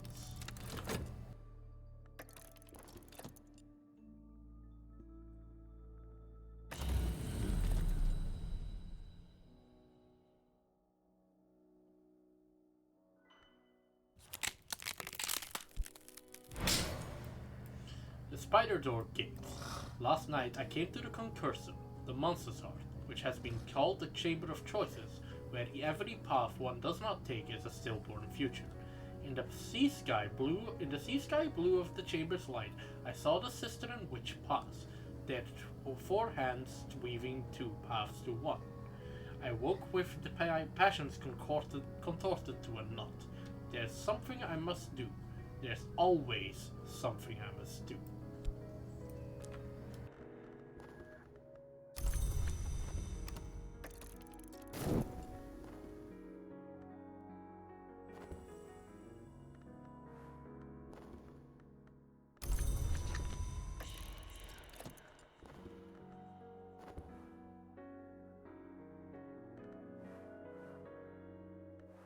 A howling in the heart. Emotions contort our thoughts. One passion yields to the next like leaves in the wind's grip. So what's the deal? Forged will sustain us, winter will shield us, watchers, and a younger sister. Why is it always a younger sister?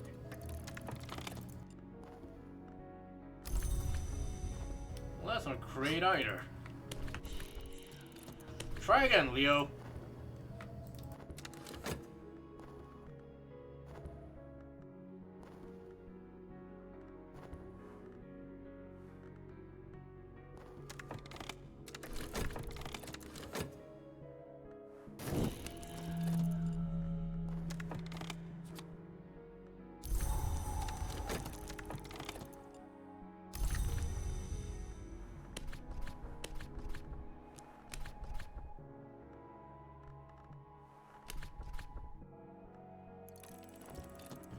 Come on, Teresa. I need some help.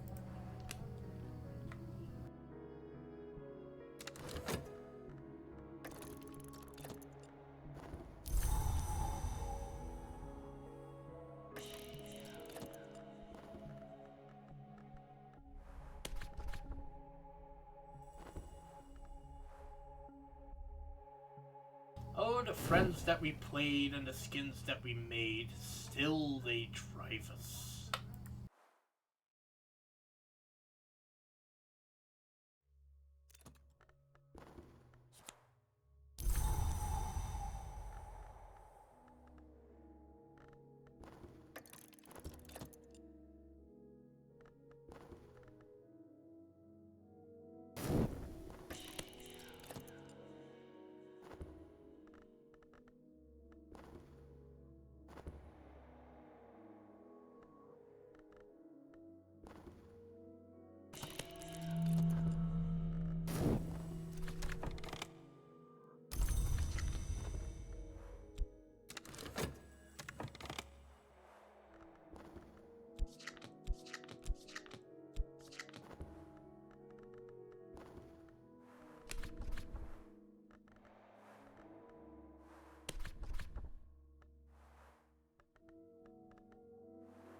God damn it, Leo!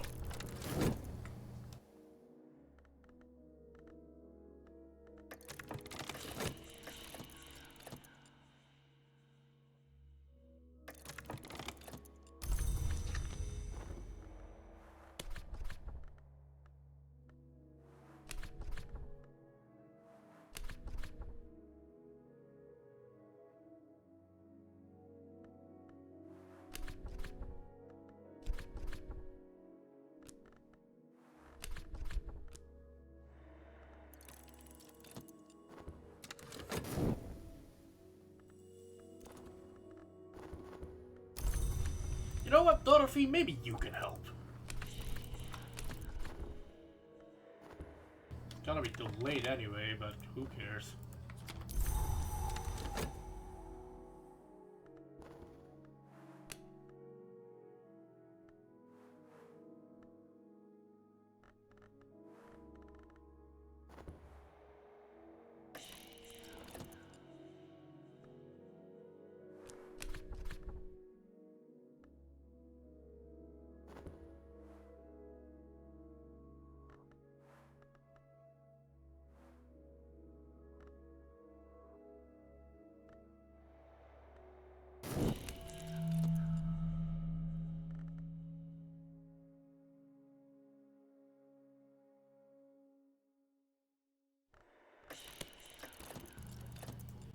Can't even count on Azim to actually...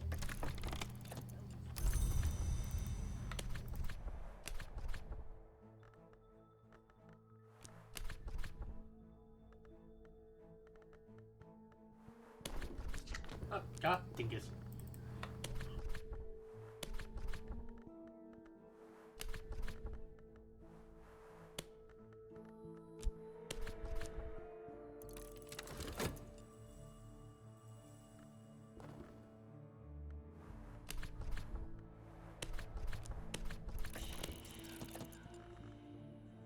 Leo, oh, no, that's not his fault.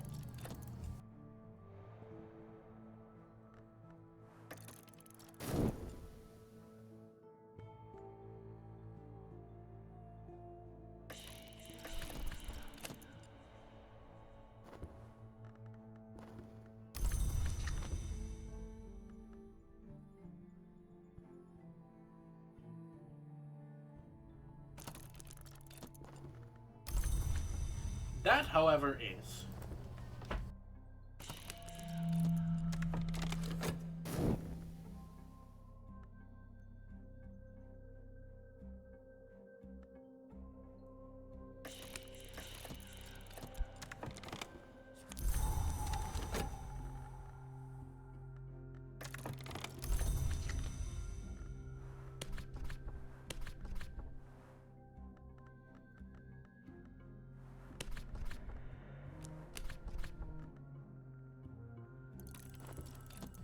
I like how the summoning thing is complaining about me summoning King Crucible again. There is only ever one King Crucible.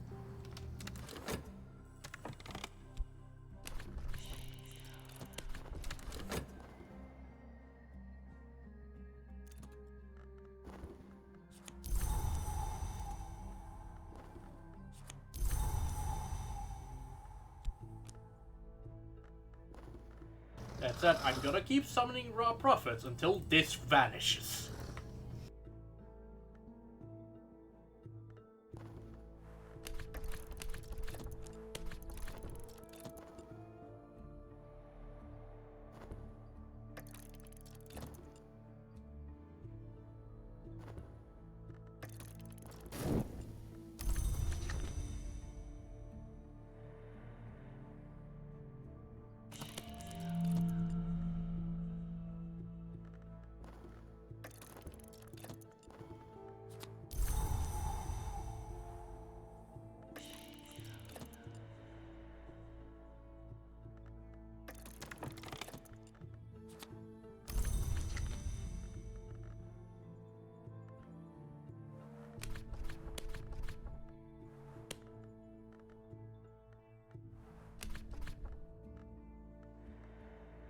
Am I considering summoning King Crucible? King Crucible is already in the world.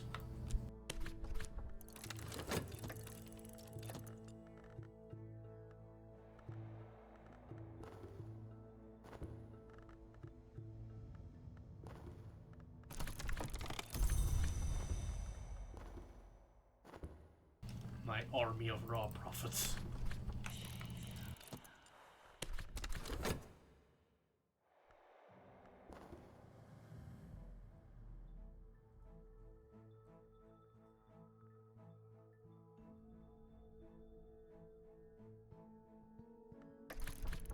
In the crumbling depths of the Hunter's Pit, we found a room where battle scenes are painted on the walls. Here are the shrines of all the greatest hunters of the Tearing tribes.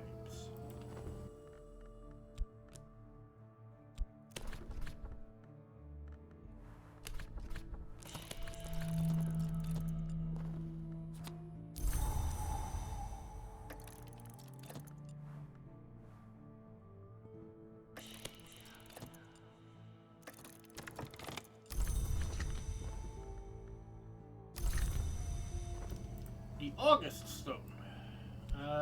Don't need that. That just lets me learn Deep Mandaic, which I already know. Amelia's Imperative is a forge tool. 3 different Scaptodon fangs.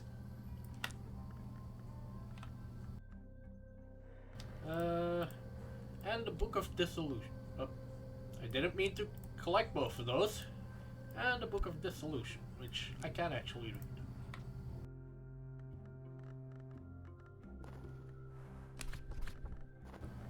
The Book of Dissolution. Alexander Probst, following the foundational work of Hosti Mor, recovered a copy of this work from a mountain temple in Persia. Other copies surface now and then, usually seared on rock.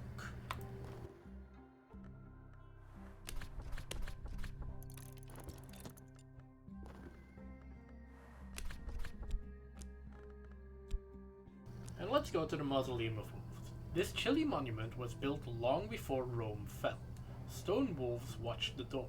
A chamber within was carved from rock to await fragments of the sun at its prophesied funeral procession. That procession never came, but still the dead are drawn here. I'm gonna send King Crucible and Teresa then, and 2 funds. Did the sun ever come here when its death was pronounced? Perhaps the pronouncement was premature. In any case, if we usurp its progress, we'll have to face avalanches, furious ghosts, and a door sealed by adept architects.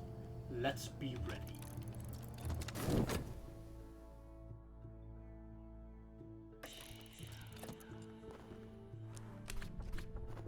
This one does not want to cooperate. That's fine.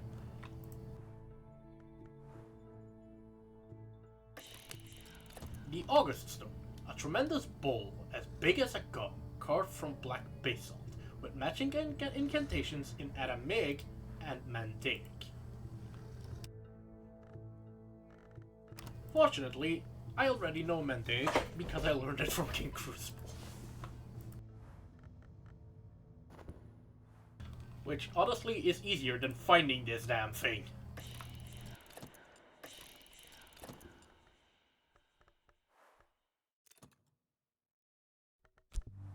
I'm gonna send Azim along even though I don't need him for anything.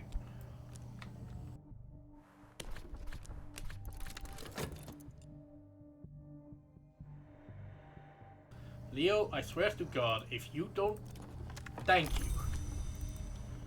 Alright. 1 new prisoner, please.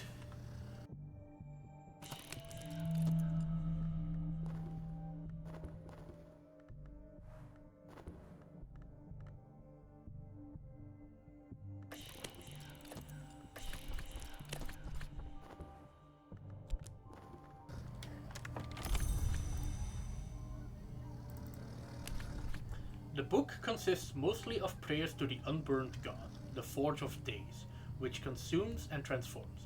It suggests that the Forge's power arises partly from its nature and partly from its tools.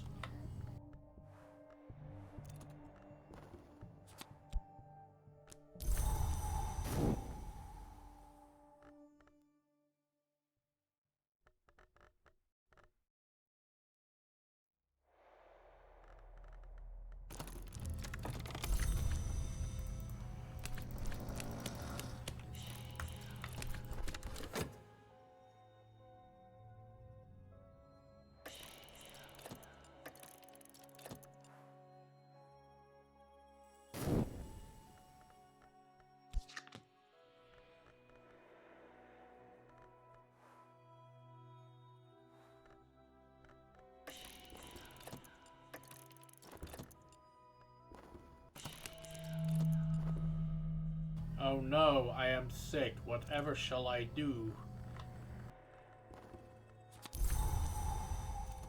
I'm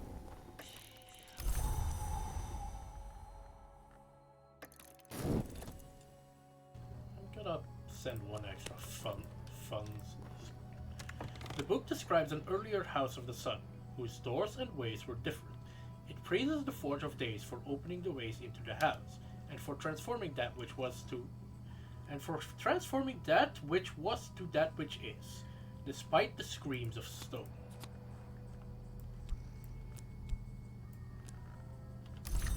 Another formula fissive.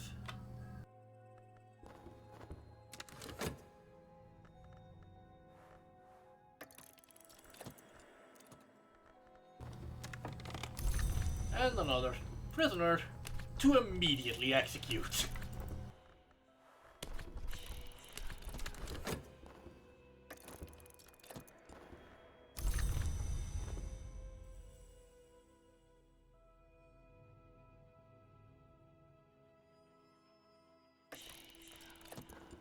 The Watchman isn't merciful, and neither am I. The dead are pale as inverse shadows. They move like cobwebs in a breeze. Almost certainly, they can't stand before us. We'll send them bumbling back into the shadows of the wood.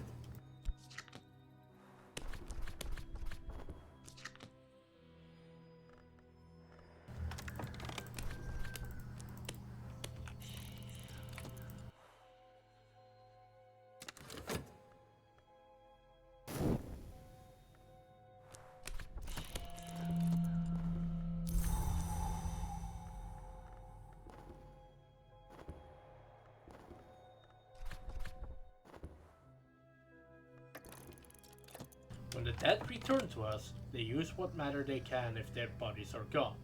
Dust, rust, cobwebs, scraps and tatters. Now that we have broken them, these tatters are all that remain.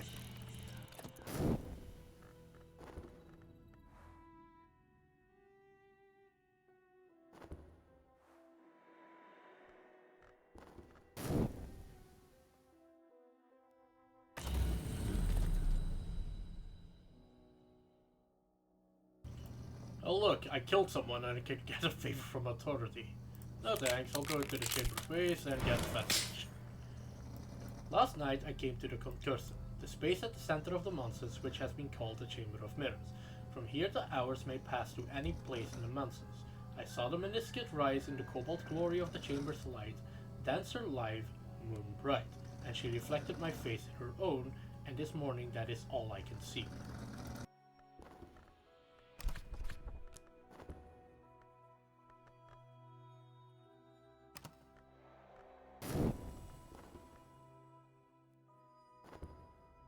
Oh boy, here we go again.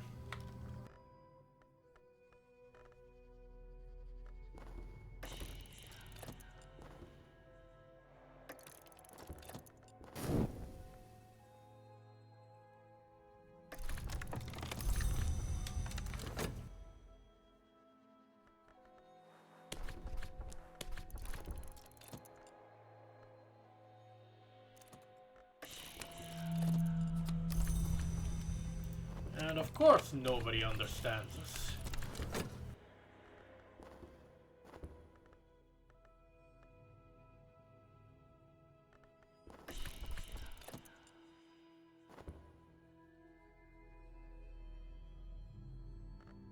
Imagine things actually going according to plan.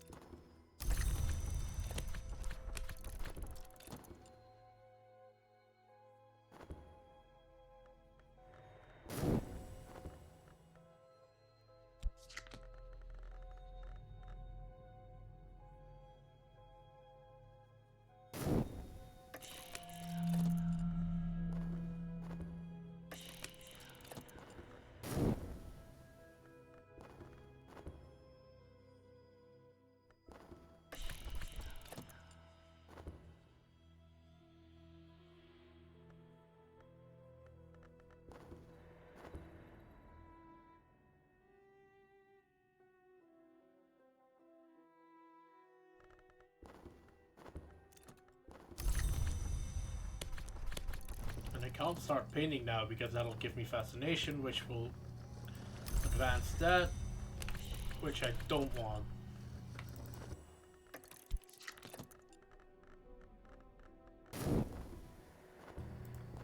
The coming of the wolf. The whispering of the dead is quiet, but another sound echoes in the mausoleum. A faint, descending howl, like metal tearing in the hull of a ship, dropping in pitch until it churns our bones. It could almost be the wind, but it is not. We should not stay long here. That sounds like it might actually be the influence of the wolf divided himself. Oh crap. That is less ideal. I let myself be sick too long. I'm fairly well prepared to repair that at least. The chill in the air deepens until our skin crisps with ice. At the core of the mausoleum is a white marble bowl upon a granite plinth. It is filled with snow whose touch burns the skin, and buried in it items of note. Were they concealed here, or were they offerings? Nothing beside remains.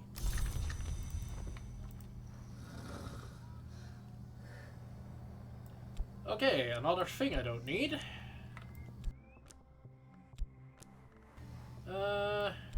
And a book I can read. And another book I can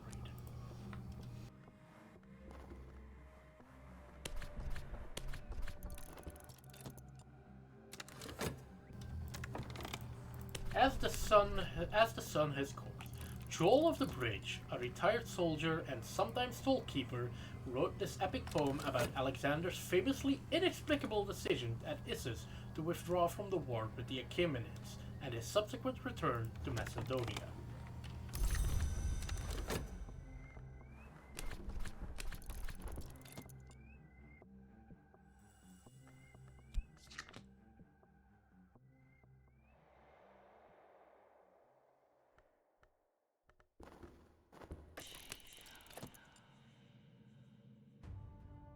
Clovette, you disappoint me.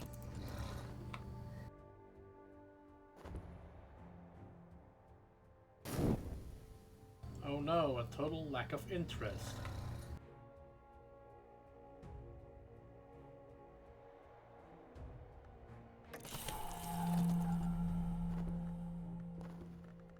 So, I let my sickness drag on a bit too long and it has turned into decrepitude. So, who wants to do some magic? And I don't mean summoning magic this time.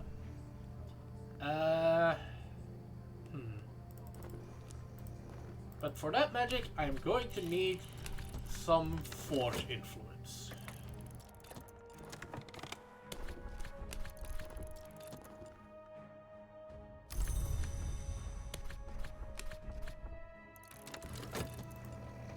Decrepitude. Some wounds never heal.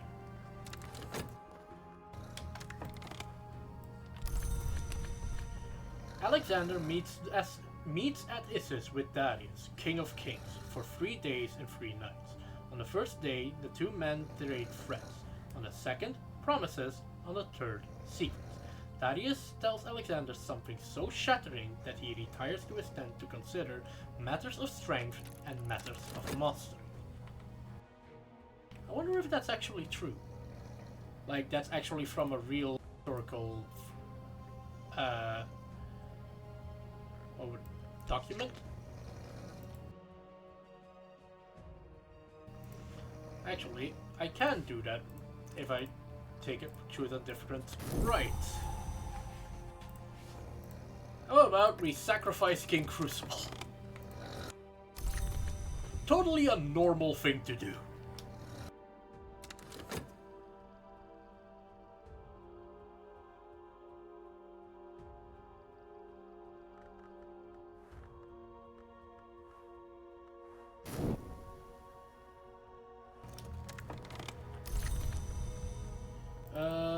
Which one has a victim? Victim, invocation, instrument. The victim will be King Crucible, for some reason. That will be the invocation, and I believe... is it heart? Not heart. Forge's Redemption. The Forge of Days destroys and renews. I will invoke it with the Grail to renew my failing flesh with forbidden magics. You are calling upon a grand degree of force, and this will almost certainly succeed, but there are always risks. I am going to try and turn that decrepitude back into health. And I'm gonna do that by sacrificing King Crucible to the right. Okay, I'm not sacrificing him, I'm sending him back, but you know.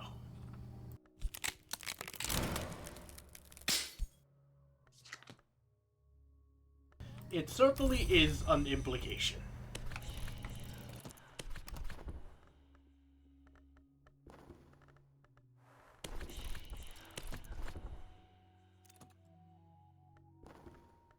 At dawn on the fourth day, Alexander announces, the sun has his course upon which he returns, and so do I. He returns to Macedonia, executing 2 of his captains when they dispute his decision.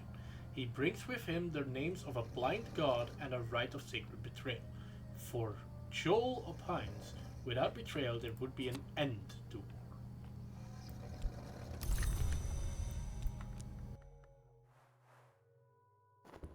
Second Glory. A Second Glory. A work by Jusa, the priest and hermit scholar.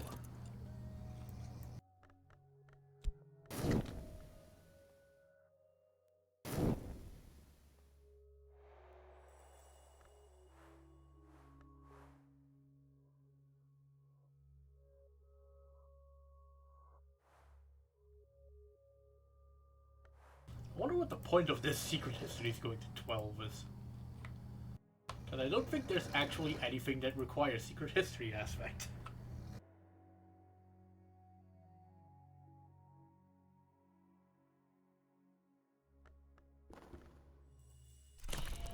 I have been renewed with flame, tempered with blood. My flesh is strong again, but the forge's radiance has dazzled my soul, and people will talk.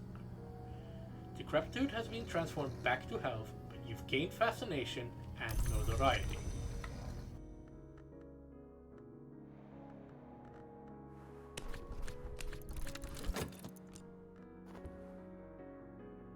So yeah, and that is why you don't choose that as your primary option of dealing with that.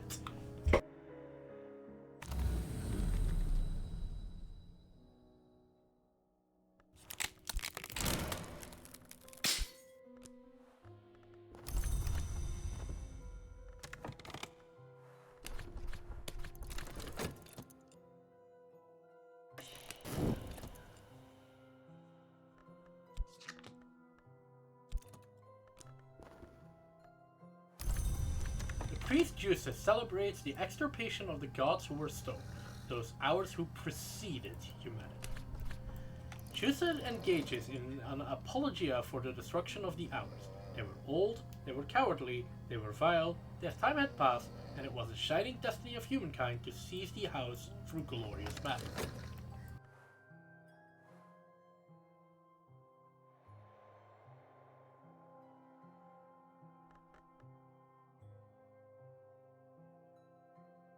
Not at all cultish.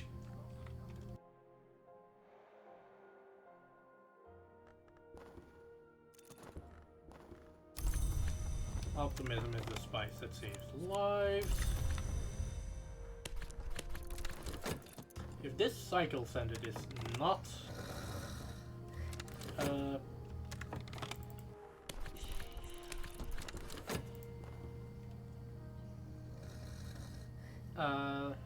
brain, cooperate. Nope, I was right. It had been too long.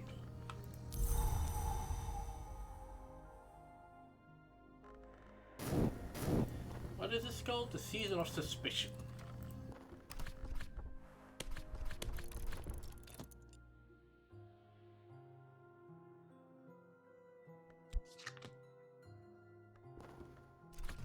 Jusa recounts how the hour called Seven Coils was slain in battle by the Colonel, how the Grail devoured the hour called Tide, and how the egg hatching fled like a coward. He's quite vituperative about the egg hatching. He warns darkly against its return.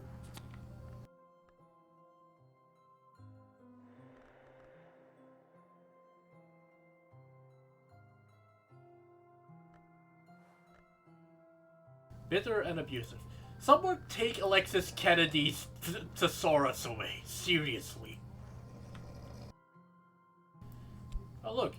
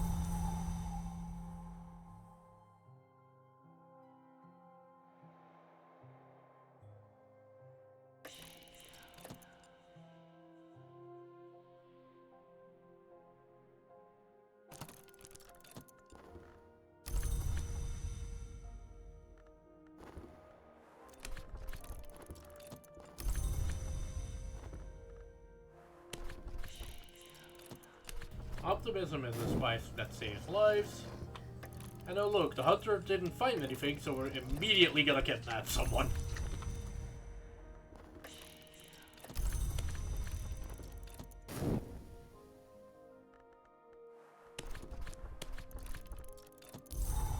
Because that is totally a reasonable reaction.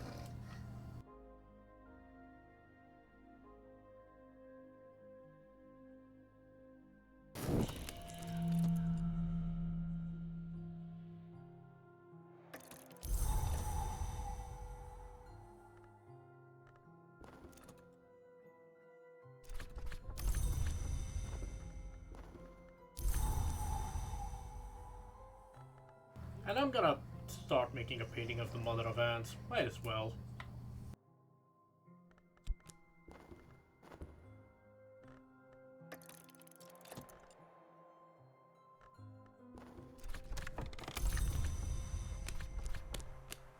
For passion, the subtle fracture.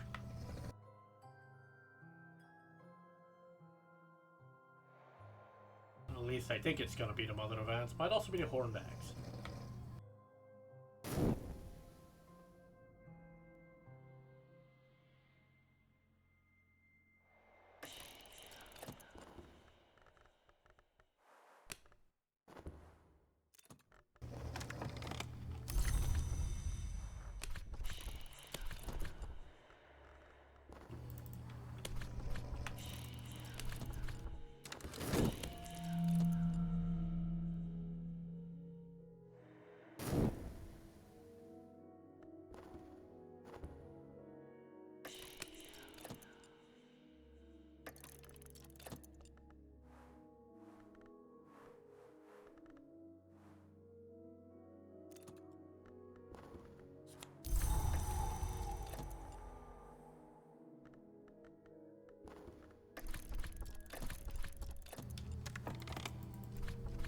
A wordy medium. Sooner or later this canvas will be slashed, but its color will only grow richer.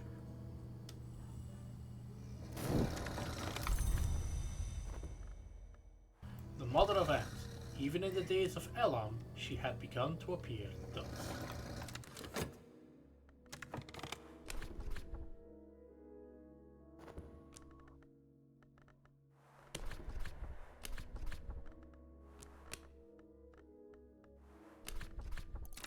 I'm just gonna use that to summon a raw prophet.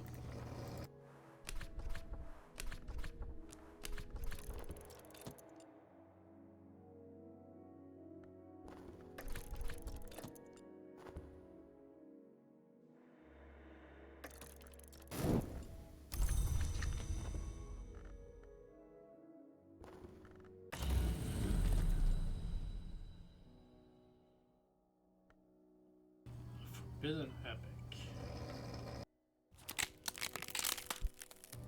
Forgotten Chronicle? Really? Last night I came to the Concursum, the Mansus Meridian, which has been called the Chamber of History. I spoke there with an adept long dead. She told me of her flight through the house, these dozen decades and more, of the ways in which the dead survive outside the hours and recall the unsanctioned histories. And this morning I recall the ending of one of her stories. Oh, that was disappointing, but at least I spotted the unresolved ambiguity on the other one.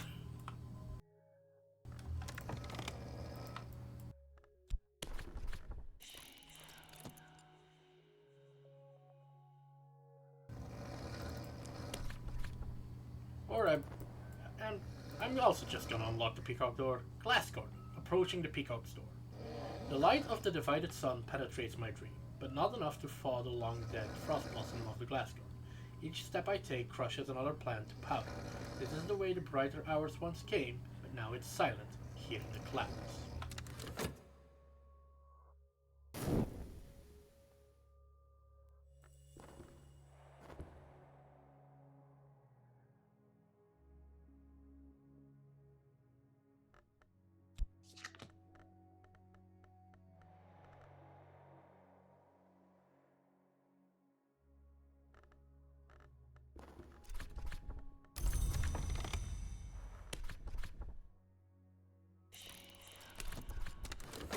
I don't think that's gonna help, but...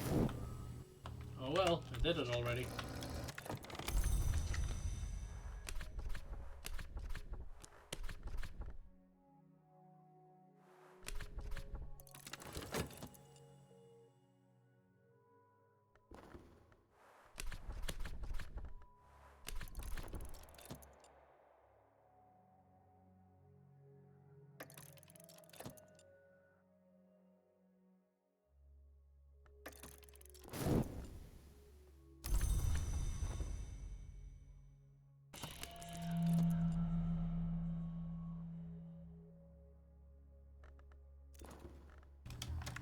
Peacock Door, proud and shiny amethyst. Its glow tinting the snow pale shapes of the glass. This is the highest point where mortals may penetrate the monsters. No crack mars its surface. This is not a door that opens, although it is said it may bleed light.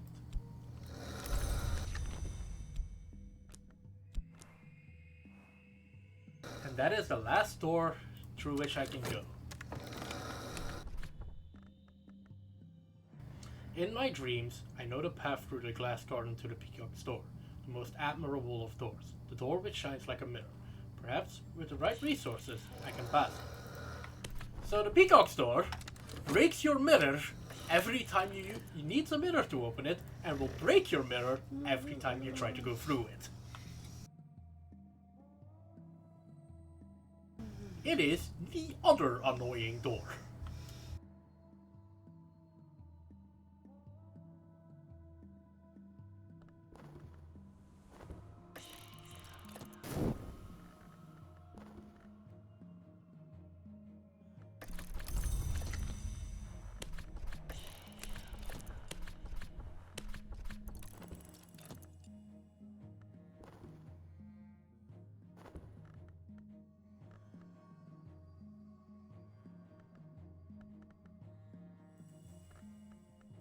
Somehow it is less annoying than the spider's door, because you don't get an instant notoriety every time you try to open it, for a reward that's not actually that fantastic.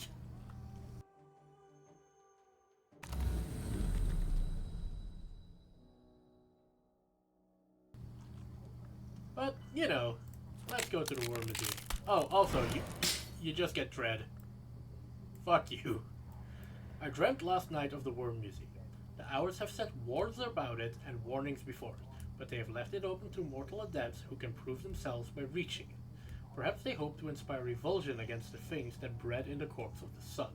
Those things are here still, always dying, never dead. They came from nowhere, the warnings say, and if they complete their work, the monsters will be nowhere one day.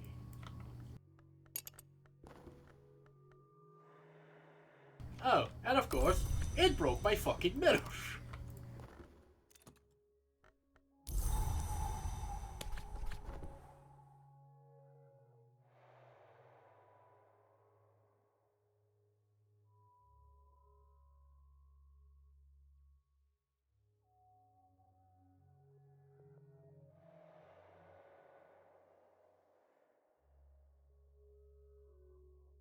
Like a colossal piece of shit.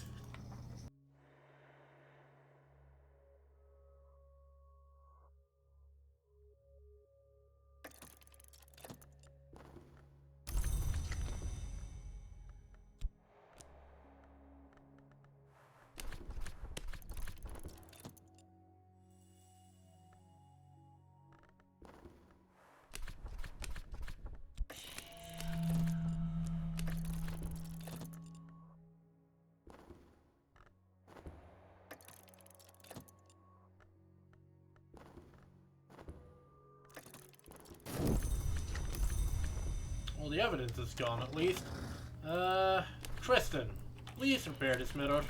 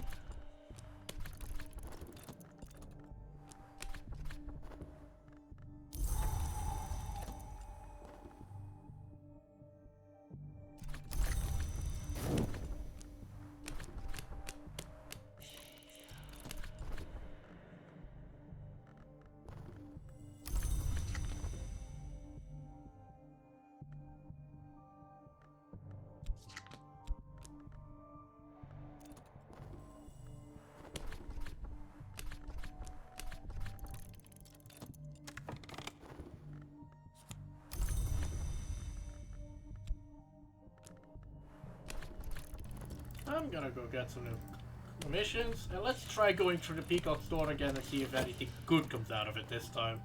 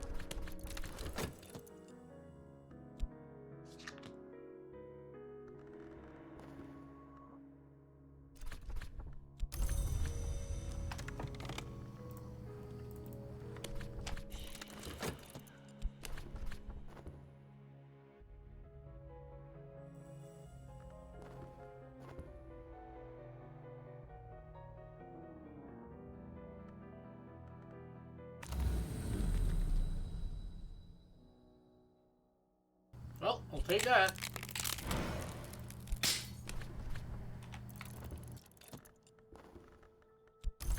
One unresolved ambiguity. And with that, I think this is a decent point to stop.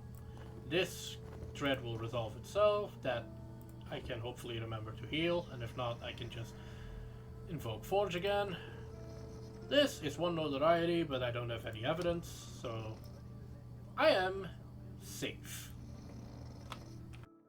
And that is where we will end today, having learned an unresolved ambiguity and about to set into the Rending Mountains. Try to buy bot my script, please.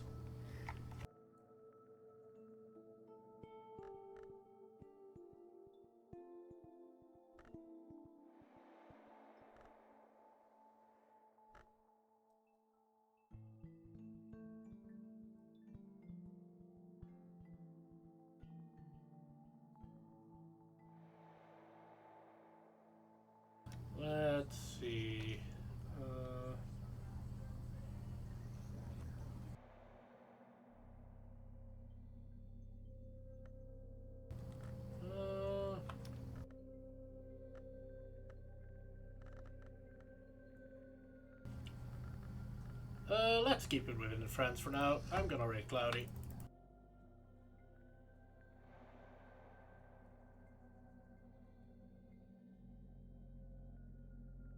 If I can spell his name right, at least. Cloudy's a good dude. He has a nice voice. He's playing Final Fantasy Tactics, War of the Lions. Have fun with Cloudy. I would like to thank everyone who came and watched me today. And remember, don't be a stranger, because that's my job. I'll see you next time.